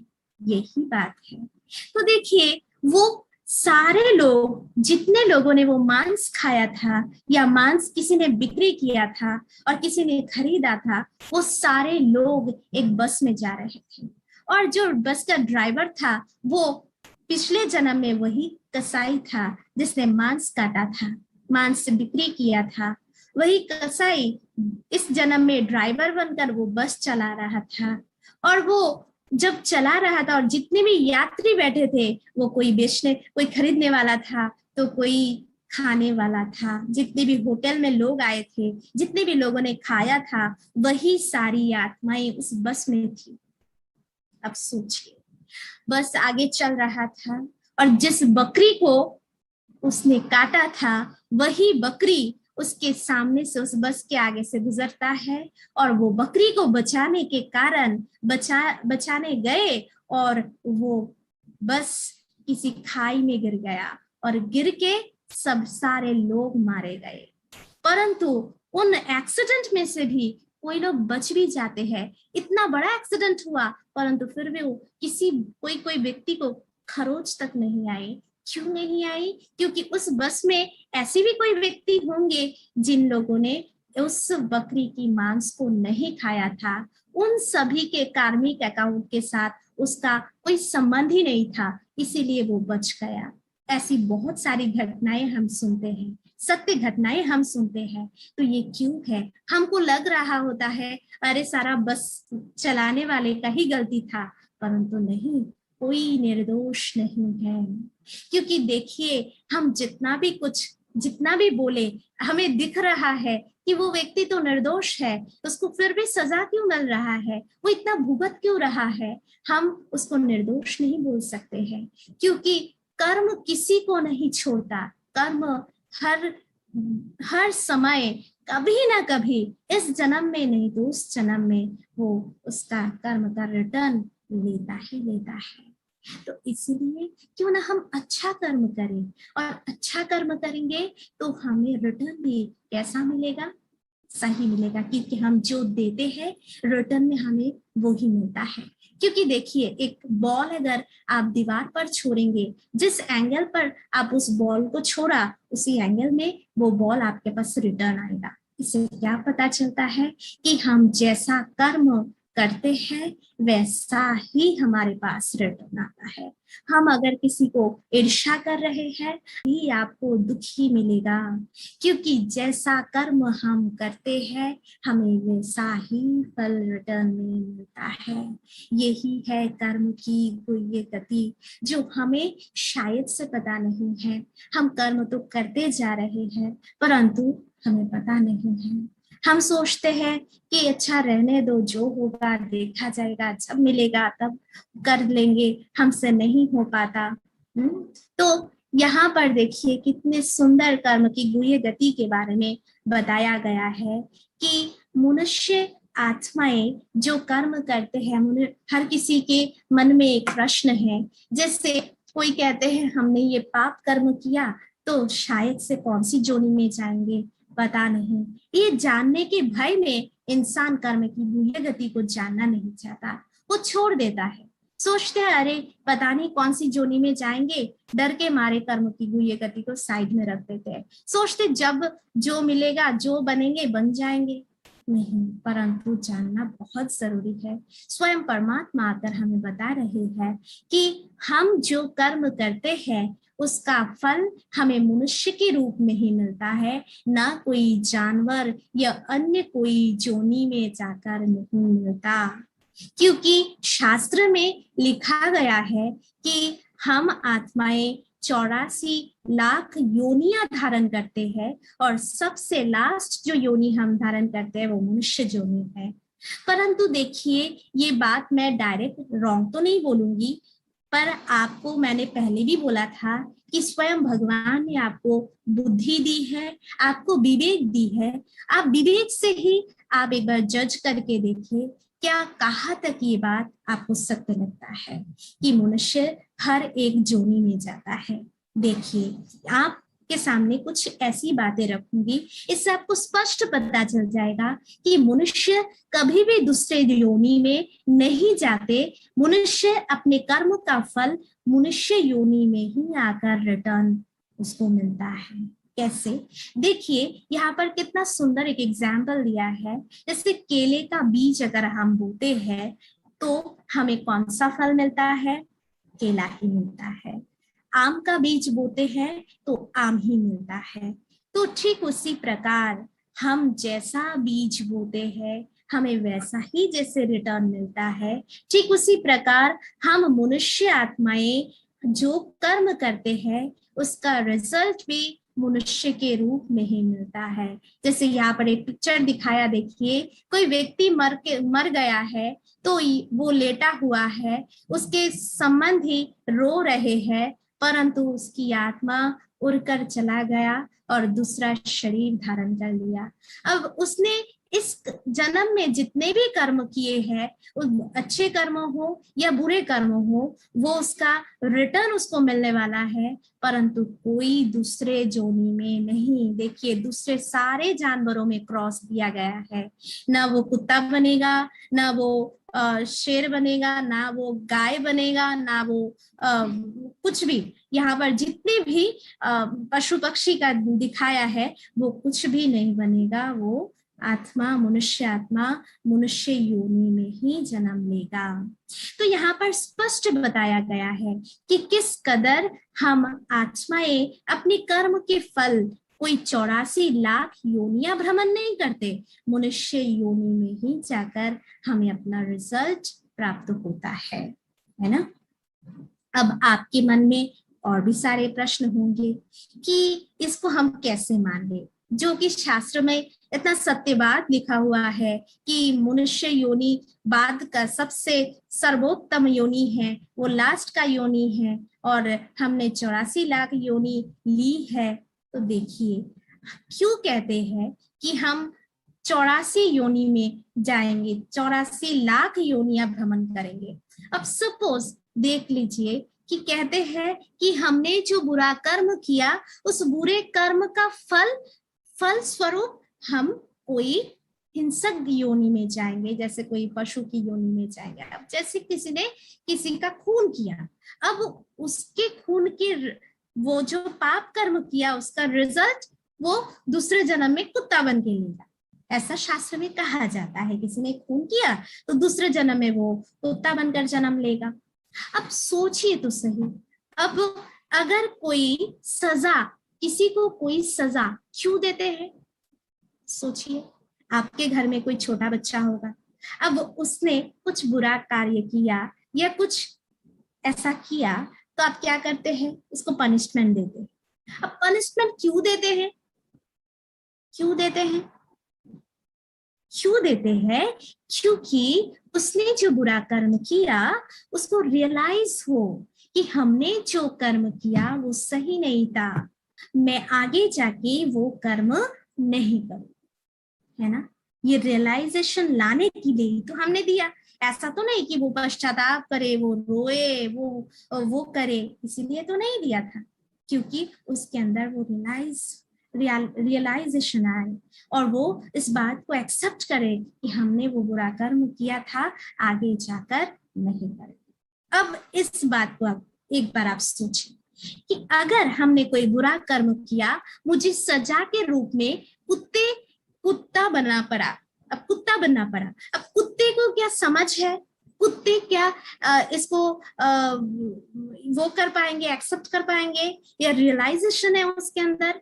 अगर कोई कुत्ता जन्म लिया, अब उसके मन में क्या ये बात आ सकता है कि हमने पूर्व जन्म में कुछ ऐसा कर्म किया था जिसके कारण मुझे कुत्ता बनना पड़ा? क्या उसके मन में कोई रियलाइजेशन आएगा? क्या वो रियलाइज कर पाएगा? उसके अंदर क्या इतनी क्षमता है? तो बताइए, क्या सोचते हैं क्या आप? तो कैसे ये सजा हुआ? सजा का मीनिंग ही है हम रियलाइज करें इस बात को, हम इस बात को एक्सेप्ट करें कि मैं आज तक गलत थी और मुझे आगे जाकर ये कर्म नहीं करना है। तो इसीलिए हम इस बात को स्पष्ट करते हैं कि सजा हमें कोई दूसरे योनियों में जाकर नहीं मिलता, क्योंकि वो सजाएं मिलकर हम कभी भी हमारे अंदर रियलाइज नहीं कर सकते। और रियलाइज कब होता है? जब हम मनुष्य आत्मा अपने कर्म का फल मनुष्य के रूप में ही पाते हैं। अब जैसे एक एग्जाम्पल आपके सामने मैं रखना चाहूंगी, जैसे कोई व्यक्ति मरता है तो क्या होता है? अब कोई मरता है, दूसरे जन्म में जाकर उसका जो फल मिल रहा है वो बहुत गरीब, जैसे कुत्ते जैसा जीवन।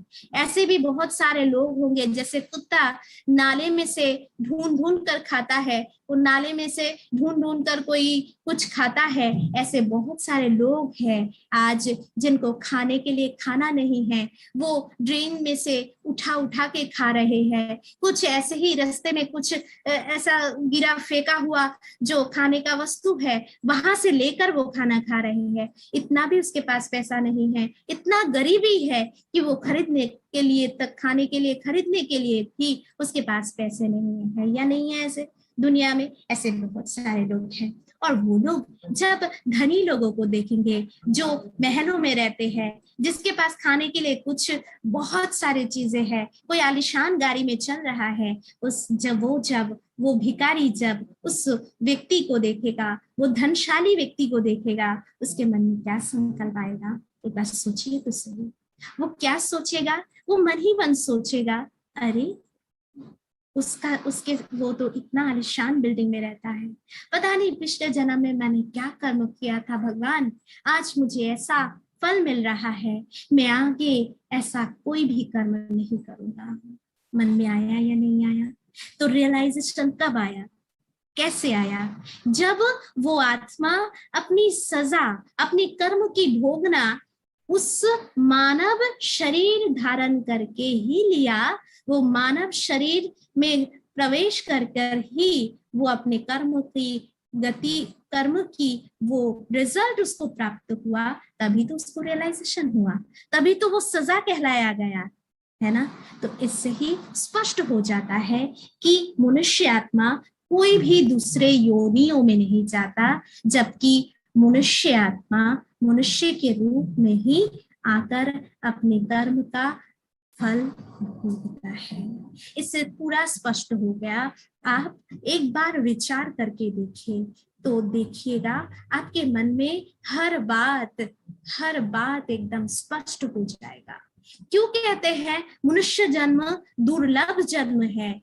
ये भी कहते हैं क्योंकि ये दुर्लभ जन्म क्यों कहते हैं? क्योंकि एक मनुष्य ही है सर्वोत्तम प्राणी जिसको समझ है, जिसको रियलाइजेशन हो सकता है, जो रियलाइज कर सकता है, अपनी भूलों, अपनी गलतियों को सुधार सकता है, अपने कर्मों को ठीक कर सकता है। वो एक मानव ही है, एक इंसान ही है। इसीलिए इंसान को ही क्या कहा जाता है? सर्वोत्तम प्राणी। और इसीलिए ही मनुष्य जन्म को दुर्लभ जन्म कहा जाता है ना।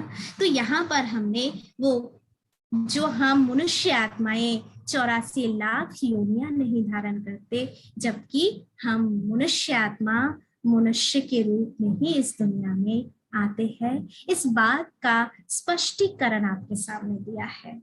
अब आप इसके ऊपर थोड़ा चिंतन करिए। थोड़ा चिंतन करने से आपको पता चल जाएगा, आप बहुत अच्छे से समझ जाएंगे,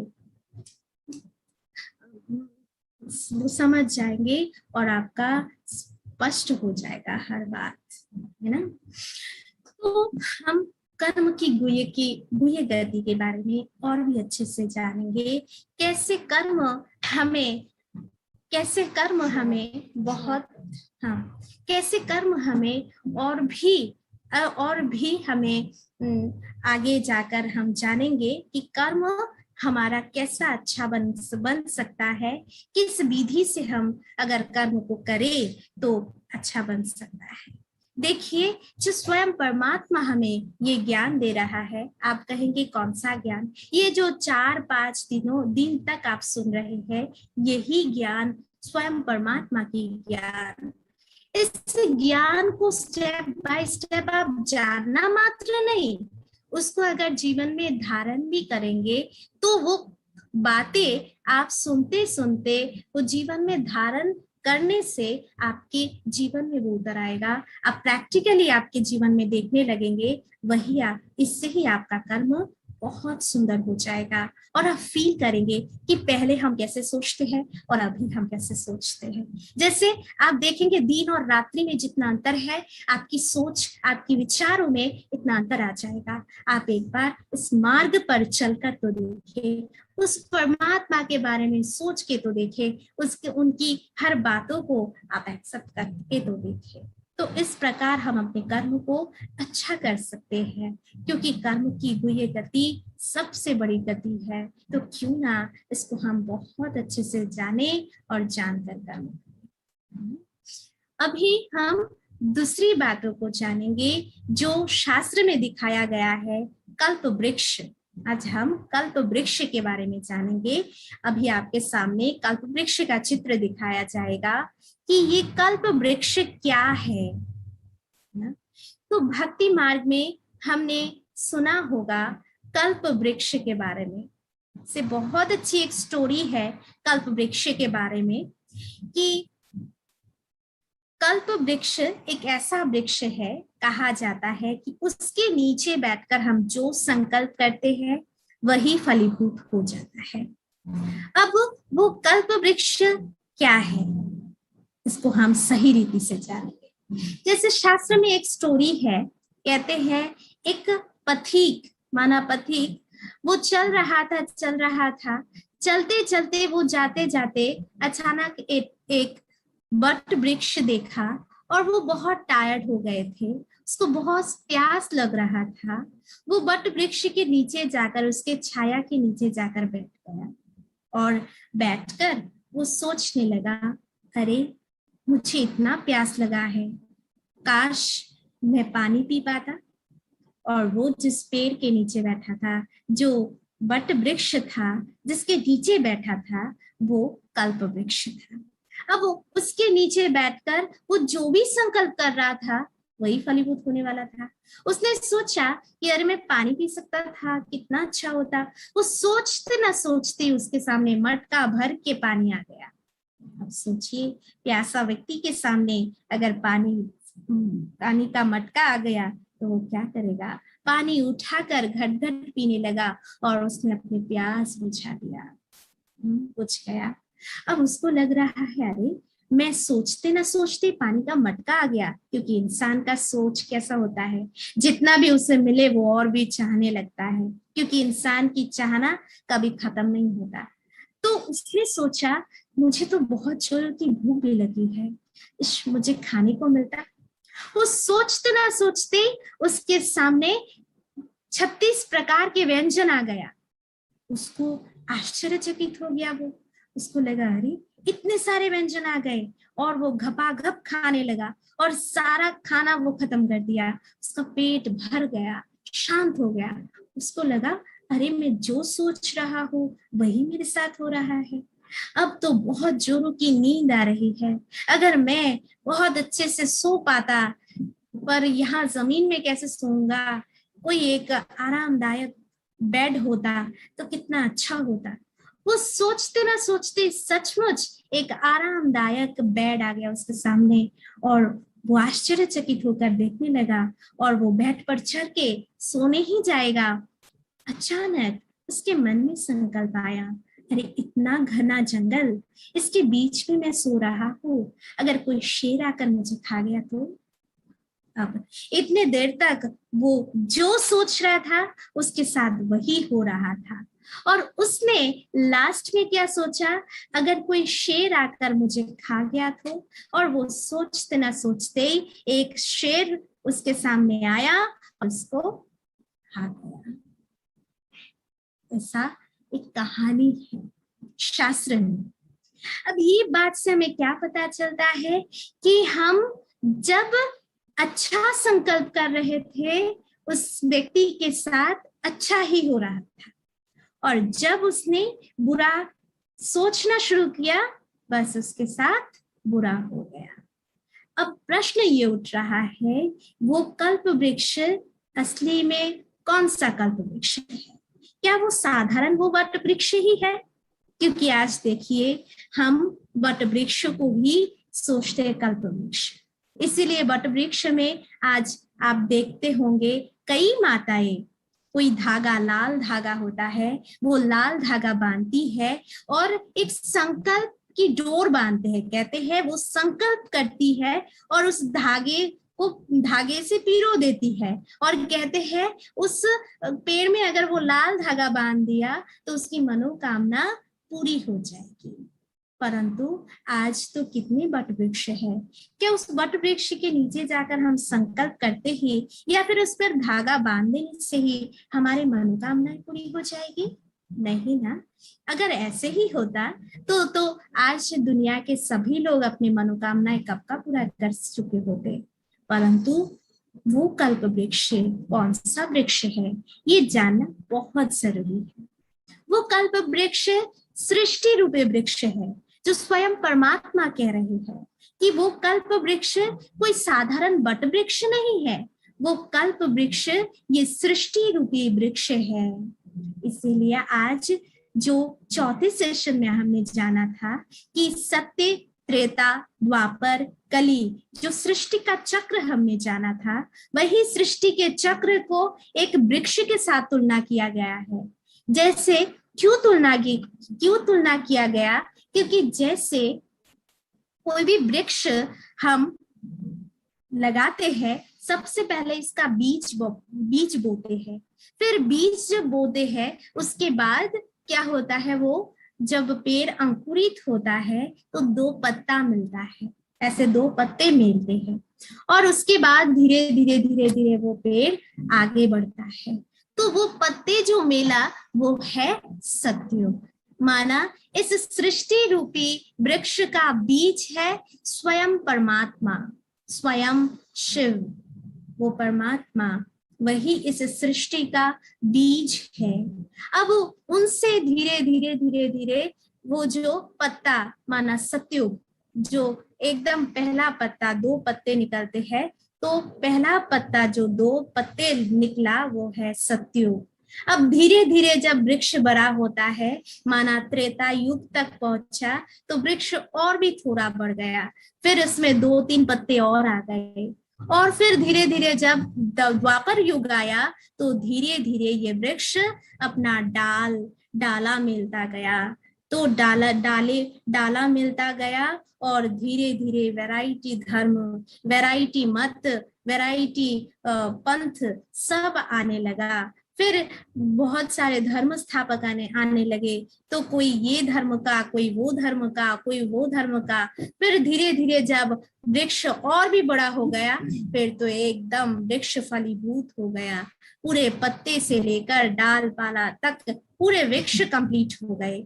और फिर सारे धर्म, मठ, पथ, हर किसी का मत अलग अलग हो गया। हर कोई अपने धर्म के लिए, कोई इस धर्म का स्थापना कर रहे हैं, कोई वो धर्म का, कोई वो धर्म का। कोई कहता है वो भगवान है, कोई कहता है वो भगवान है। कोई भगवान को अल्लाह के रूप में जानने लगा, कोई ईश्वर के रूप में, कोई भगवान के रूप में। तो हर किसी का मत अलग अलग हो गया और कल्प वृक्ष एकदम पूरा बड़ा हो गया। तो इस कल्प वृक्ष को ही कहा जाता है कि वो, ये कल्प वृक्ष ही वो वृक्ष है जिस वृक्ष के नीचे हम खड़े होने से हमारी सारी मनोकामनाएं पूरी हो जाती है। अब देखिए, अब कैसे हम इस कल्प वृक्ष के नीचे खड़े हैं।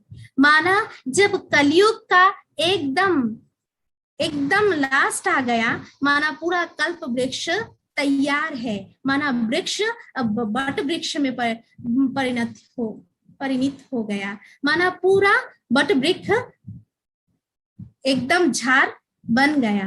अब जब हम संगम युग पे पहुंच गए, माना कलयुग का एंडिंग में आ गए और अभी सतयुग फिर से शुरू होने वाला है, इस एंडिंग समय में हम आकर पहुंच गए। माना ये कल्प वृक्ष के नीचे हम पहुंच गए। देखिए यहाँ पर दिखाई दे रहा है कि एकदम ऊपर में, यहाँ तो कल्प वृक्ष के ऊपर में दिखाया गया है, परंतु हमने कहा कि कल्प वृक्ष के नीचे क्यों कहा? क्योंकि ये जो कल्प वृक्ष है उसको उल्टा वृक्ष भी कहते हैं। क्यों उल्टा वृक्ष कहते हैं? क्योंकि देखिए, जैसे कोई पेड़ होता है तो उसका जो बीज होता है वो कहाँ रहता है? नीचे रहता है, परंतु उसका झाड़ ऊपर रहता है। परंतु हमने स्टार्टिंग में क्या कहा कि इस कल्प वृक्ष का जो बीज है वो कौन है? स्वयं परमात्मा है। तो वो स्वयं परमात्मा कहाँ रहते हैं? ऊपर में रहते हैं। तो इसीलिए उस कल्प वृक्ष का जो बीज है वो ऊपर में है और झाड़ कहाँ है? नीचे में है।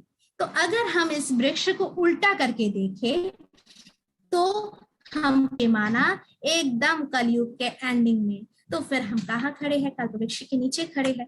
तो ऐसी समय पर हम जो संकल्प करेंगे वही हमारे साथ होगा। अगर हम अच्छा संकल्प करें तो हमारे साथ अच्छा होगा, अगर हम बुरे संकल्प करें तो हमारे साथ बुरा होगा। यही है कल्प वृक्ष का असली रहस्य, कि हम अभी कल्प वृक्ष के एकदम नीचे खड़े हैं, इस संगम युग के समय पर खड़े हैं। माना कल्प वृक्ष का एकदम एंड का समय चल रहा है। अभी कल्प वृक्ष के एंड का समय वो है संगम युग। इस समय ही स्वयं परमात्मा आकर हमें ये ज्ञान दे रहे हैं। अभी हमें सोचना हमारे ऊपर है। परमात्मा कहते हैं आप जैसा सोचोगे आप वैसा बन जाओगे। तो हमें क्या अच्छा सोचना है या बुरा सोचना है, वो हमारे ऊपर है। अगर अच्छा सोचेंगे तो अच्छा ही पाएंगे, अगर बुरा सोचेंगे तो बुरा ही पाएंगे। ये हमारे ऊपर डिपेंड करता है। यही है कल्प वृक्ष का रहस्य। तो इसमें स्पष्टीकरण दिया गया है कि कैसे हम वो कल्प वृक्ष के नीचे बैठकर अपने संकल्पों को पॉजिटिव करें और हमें अपनी मनोकामनाओं को पूरा कर सकते हैं, है ना। इसीलिए भक्ति मार्ग में दिखाया गया है कि वट वृक्ष का पूजा करते हैं और उसके नीचे जाकर संकल्प करते हैं कोई लाल धागा बांधकर, परंतु असली में वो कल्प वृक्ष तो यही सृष्टि रूपी वृक्ष है जिसके नीचे बैठकर हमें अच्छे संकल्प करना है। तो आज हमने कल्प वृक्ष के बारे में भी जाना कि कल्प वृक्ष क्या है, उसके नीचे बैठकर हमें क्या संकल्प करना है। अब ये आपको मैं एक और बात बताना चाहूंगी कि इन 4-5 दिनों में हमने एक कॉमन बात सुना और हर बात आपको यही कहा कि क्या कहा, हर बात में आपको एक बात अंडरलाइन करवाया कि ये बात कौन बोल रहा है। मैं जो भी बात आपके सामने रख रही हूँ, वो जो भी चित्र आप देख रहे हैं, वो कोई साधारण मनुष्य का ज्ञान नहीं है, स्वयं परमात्मा का ज्ञान है। तो कैसे वो हमें बता रहे हैं। अब प्रश्न ये मन में आपके मन में उठ रहा होगा, क्योंकि वो तो निराकार है, वो तो जन्म मृत्यु में भी नहीं आता, परंतु उन्होंने हमारे सामने इन बातों को रखा कैसे है, किसके माध्यम से रखा। मैं शॉर्ट में आपको बताना चाहूंगी, जो परमात्मा ने हमारे सामने ये बातें डायरेक्ट इस धरा में वो अवतरित हुए, परंतु कोई जन्म मृत्यु में नहीं आए, परंतु पर काया प्रवेश किया। अब किसके तन में प्रवेश किया, वो है प्रजापिता ब्रह्मा के तन में प्रवेश किया। अब वो ब्रह्मा कौन है, जैसे आपको मैंने एक चित्र दिखाया त्रिमूर्ति का, उसमें आपने देखा होगा ब्रह्मा विष्णु और शंकर को दिखाया गया, और ब्रह्मा को जो दिखाया गया था, जैसे हमने भक्ति मार्ग में तीन माथा रहने वाला वो ब्रह्मा देखा था, परंतु यहाँ पर तीन वो वाला ब्रह्मा नहीं दिखाया, दूसरा ब्रह्मा दिखाया जो कि हमारे जैसे ही कोई मनुष्य का तन था। तो वो ब्रह्मा कौन है, इसको जानना भी बहुत जरूरी है। वो ब्रह्मा हमारे जैसे ही कोई साधारण व्यक्ति था, जिनका नाम था दादा लेखराज। वो उनका जन्म हुआ था हैदराबाद की एक छोटे परिवार में।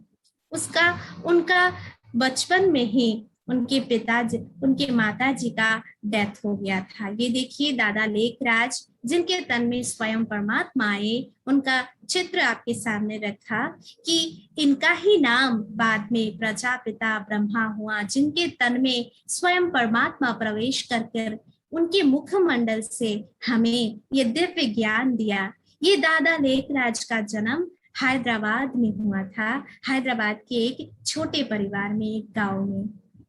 उनका पिताजी स्कूल का हेडमास्टर था और उनकी जन्म के 1-2 महीने में ही उनकी माँ का डेथ हो गया।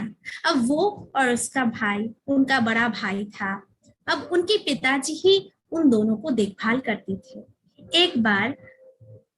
एक बार क्या हुआ, जब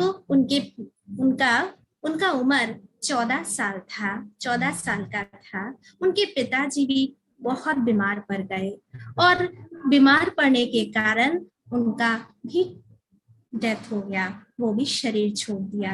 अब वो भाई के साथ रहने लगा और बड़ा भाई का एक बहुत अच्छा बिजनेस था, वो बिजनेस में वो भी अपना हाथ बटाता रहा और वो बचपन से ही बहुत धार्मिक व्यक्ति था और बहुत ही अच्छा व्यक्ति था, दयाशील था। भले उनके जीवन में बहुत बड़ा गरीबी आ गया था, क्योंकि उनके पिता ने भी शरीर छोड़ दिया था, माता ने भी शरीर छोड़ दिया था, वो अपने भाई के साथ रह रहा था, परंतु उनके जीवन में इतनी गरीबी होते हुए भी उनका जीवन बहुत ही उनके जीवन में उनकी व्यक्तित्व, उनकी सोच बहुत ही अच्छा था। वो हर किसी के लिए बहुत अच्छा सोचता था, हमेशा हर किसी को दया, हर किसी के प्रति दया भाव था। वो जो भाई के साथ बिजनेस करता था, वो गेहूं का बिजनेस करता था। अब उसमें गांव के जितने भी लोग गेहूं खरीदने जाते थे, तो जो भी गरीब लोग दिखाई देते थे या फिर जिनके पास पैसे देने के भी हिम्मत नहीं होते थे, वो हमेशा क्या करते थे, बिना पैसे के ही उनको दे देते थे या कम दाम से उनसे ले लेते थे। इससे उनका बड़ा भाई बहुत असंतुष्ट होता था और वो उसको उनको बहुत बार डांट भी लगाया, परंतु वो कभी भी अपने आप को कंट्रोल नहीं कर पाता था। एक बार ऐसा हुआ, वो अपने आप को कंट्रोल नहीं कर पाता था, इसी के कारण उनका बड़ा भाई उनको घर से निकाल दिया। आप एक बार सोच के तो देखिए, 14 वर्ष का बालक जिसका ना माँ है ना पिता है, जो कि अपने बड़े भाई के सहारे चल रहा था, वो बड़ा भाई भी उसका हाथ छोड़ दिया, वो बड़ा भाई भी उसको अकेले छोड़ दिया। अब सोचिए, फिर भी उनके मन में आत्मविश्वास की कमी नहीं हुई, उनके मन में अटल आत्मविश्वास था और उनको अपने प्रति तो विश्वास था ही था, साथ ही साथ उस परमात्मा के ऊपर भी बहुत विश्वास था। उन्होंने परमात्मा को हमेशा अपना साथी माना बचपन से ही, और वो विष्णु की बहुत पूजा करते थे, इतना पूजा करते थे कि वो विष्णु का फोटो हमेशा अपने पॉकेट में रखते थे। जब भी कोई समस्या आते थे, वो विष्णु का फोटो निकाल के विष्णु के साथ बात करता था। इतना धार्मिक व्यक्ति था, इतना भगवान के प्रति उनका उद्गार भावना था। तो ऐसे करते करते उन्होंने क्या किया, उन्होंने खुद ने भी एक गेहूं का बिजनेस शुरू किया।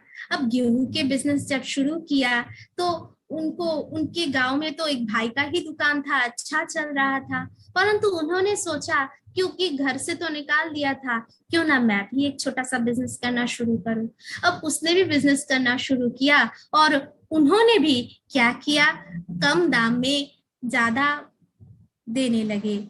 तो बताइए, तो कस्टमर कहाँ ज्यादा आएगा, जहाँ कम दाम में चीजें ज्यादा मिलती है, वहाँ ही तो आएगा। तो देखा गया, गांव के सारे लोग उनके दुकान में टूट पड़े और धीरे धीरे उनका बिजनेस आगे बढ़ता गया। फिर उन्होंने गेहूं का बिजनेस छोड़कर वो बॉम्बे चले गए और उन्होंने हीरे का नेकलेस बनाने का कारीगरी सीखा। उस कारीगरी में भी वो बहुत आगे बढ़ गए और धीरे धीरे उन्होंने हीरे का बिजनेस शुरू कर दिया। अब हीरे का बिजनेस भी उनका बहुत अच्छा चलने लगा और ऐसे करते करते वो आगे जाकर हीरे का बहुत बड़ा बिजनेसमैन बन गया। उनका पूरा बिजनेस एकदम कलकत्ता, बॉम्बे, हैदराबाद हर जगह फैल गया और वो बहुत बड़ा बिजनेसमैन बन गया। इस कदर चल रहा था, परंतु उसके साथ ही साथ वो अपने धर्म को भी नहीं छोड़ रहे थे। उन्होंने बहुत सारी गुरुएं भी की थी और उनके गुरु के प्रति बहुत श्रद्धा था। ऐसी बहुत बार कई बातें आई, बहुत सारी परिस्थितियां भी उनके सामने आई, फिर भी उन्होंने अपने अच्छे कर्म का साथ नहीं छोड़ा। उन्होंने हमेशा अपने अच्छे कर्म को पकड़ कर रखा। इस कदर जब धीरे धीरे उनका उम्र बढ़ता गया, धीरे धीरे वो 60 वर्ष के हो गए, तो वो 60 वर्ष के उम्र में उन्होंने अपने मन में उनका भगवान के प्रति जो श्रद्धा था वो तो था ही, परंतु उनके मन में जैसे कोई एक आशा जागृत हुआ। उनके मन में आने लगा कि मैं आज तक भगवान को इतना मानता आया हूँ, इतना पूजा करता आया हूँ, परंतु सत्य भगवान कौन हो सकता है। उनको जानने के लिए जैसे उनके मन में एक तृष्णा जागृत हो गया था, क्योंकि एक बार की घटना उनके साथ हुई। वो जिस गुरु को बहुत मानते थे, जिस गुरु का ऑर्डर माना वो भगवान का ऑर्डर मानते थे, तो एक बार उनके घर में एक बहुत अच्छा प्रोग्राम चल रहा था। उस समय उनके गुरु का एक पत्र आया और उसमें लिखा हुआ था कि दादा की बोला गया कि लेखराज, अभी तुम 10,000 रुपए लेकर मेरे पास आ जाओ। तो उन्होंने एक बार भी बुद्धि में कुछ नहीं सोचा, परंतु उन्होंने अलमारी में से 10,000 रुपए निकाला और अपनी पत्नी को भी नहीं बताया और वो प्रोग्राम छोड़कर चला आया। तो एक बार सोचा भी नहीं कि प्रोग्राम चल रहा है घर में, इतने सारे मेहमान आए हुए हैं, वो सब क्या सोचेंगे।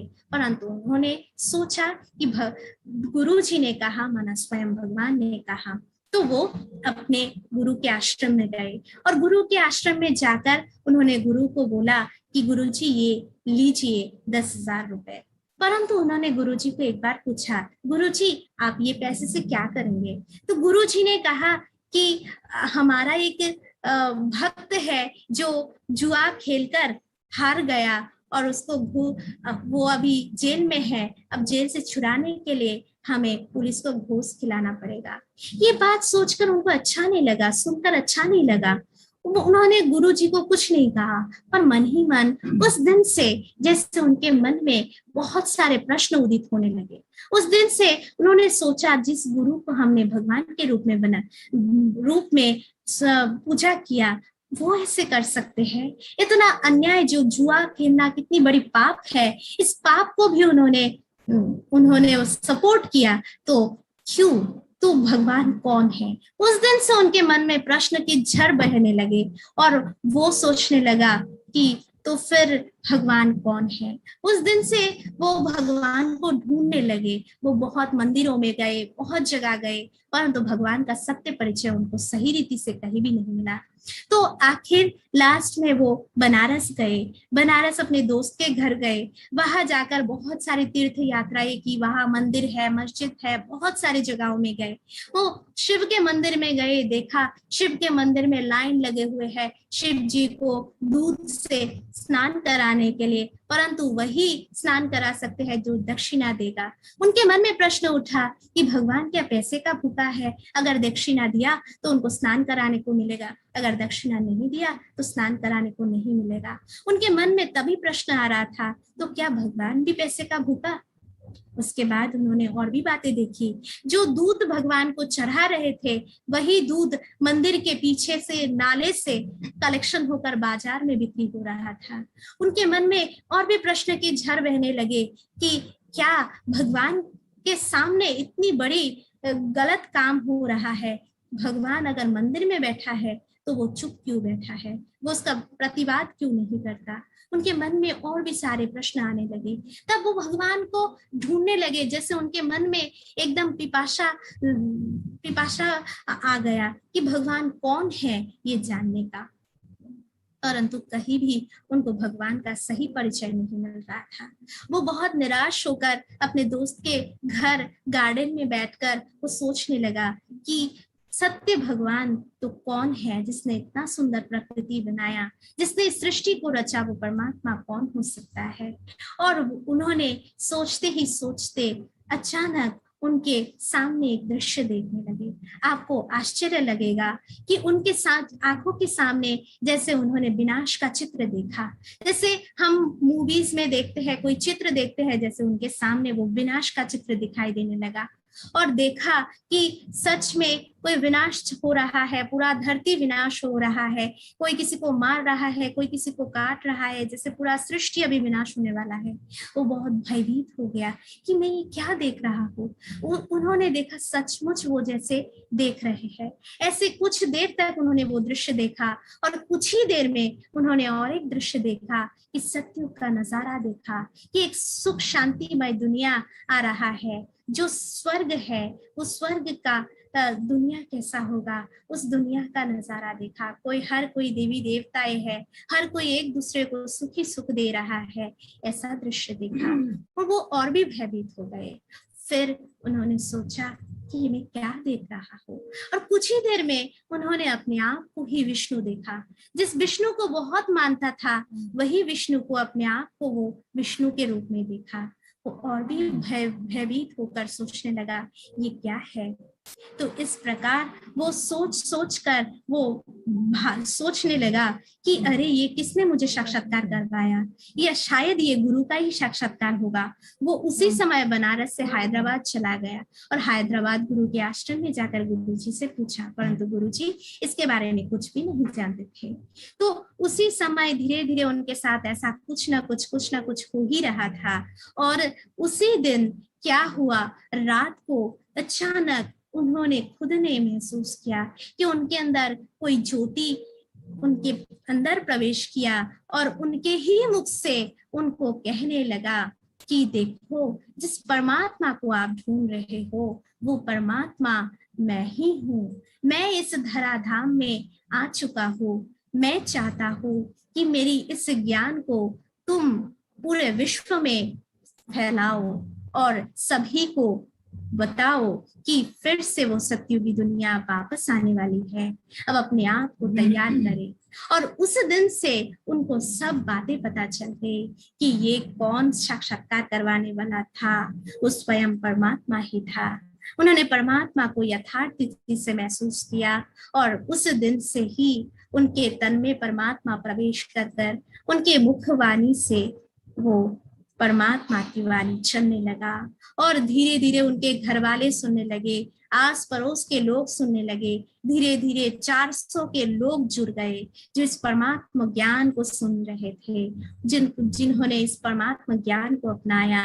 और इसी तरह 400 लोग वहां हैदराबाद में इकट्ठे हो गए और फिर बाद में वो सभी मिलकर माउंट आबू चले गए, जो हमारे संस्था का हेडक्वार्टर है, माउंट आबू राजस्थान। वहां पर चले गए और धीरे धीरे हर जगह ब्रह्मा बाबा ने ही, जैसे दीदी दादिया जो निकले, उन सभी को अलग अलग स्थानों में भेजा और इस तरह स्वयं परमात्मा का ज्ञान सिर्फ भारत में ही नहीं पूरे विश्व में इस बात को फैलाया गया है। और आज हमारे पूरे विश्व में आज बहुत सारे ब्रांचेस हो गए हैं जो आज परमात्मा का मैसेज जन जन तक पहुंचा रहे हैं।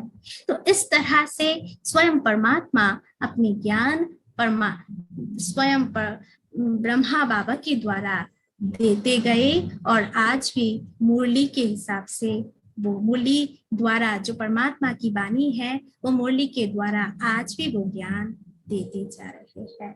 तो इस तरह स्वयं परमात्मा अपने ज्ञान को हमें दे रहे हैं। तो हम इस ज्ञान को जितना अपने अंदर धारण कर सके हमारे साथ अच्छा ही होगा, हमारा कर्म भी अच्छा होगा। तो आज हम यही सेशन खत्म करेंगे। अभी 1 मिनट हम शांत होकर बैठेंगे और आज जो भी बातें हमने सुनी एक बार मन ही मन सोचेंगे और अपने स्वरूप में स्थित हो जाएंगे कि मैं कौन। याद करिए, मैं वो ज्योतिर्बिंदु आत्मा अपने भ्रुकुटी के बीच में देखिए, मैं वो ज्योति आत्मा हूँ। मेरा कर्म बहुत अच्छा है। आज से मुझे बहुत अच्छा कर्म करना है।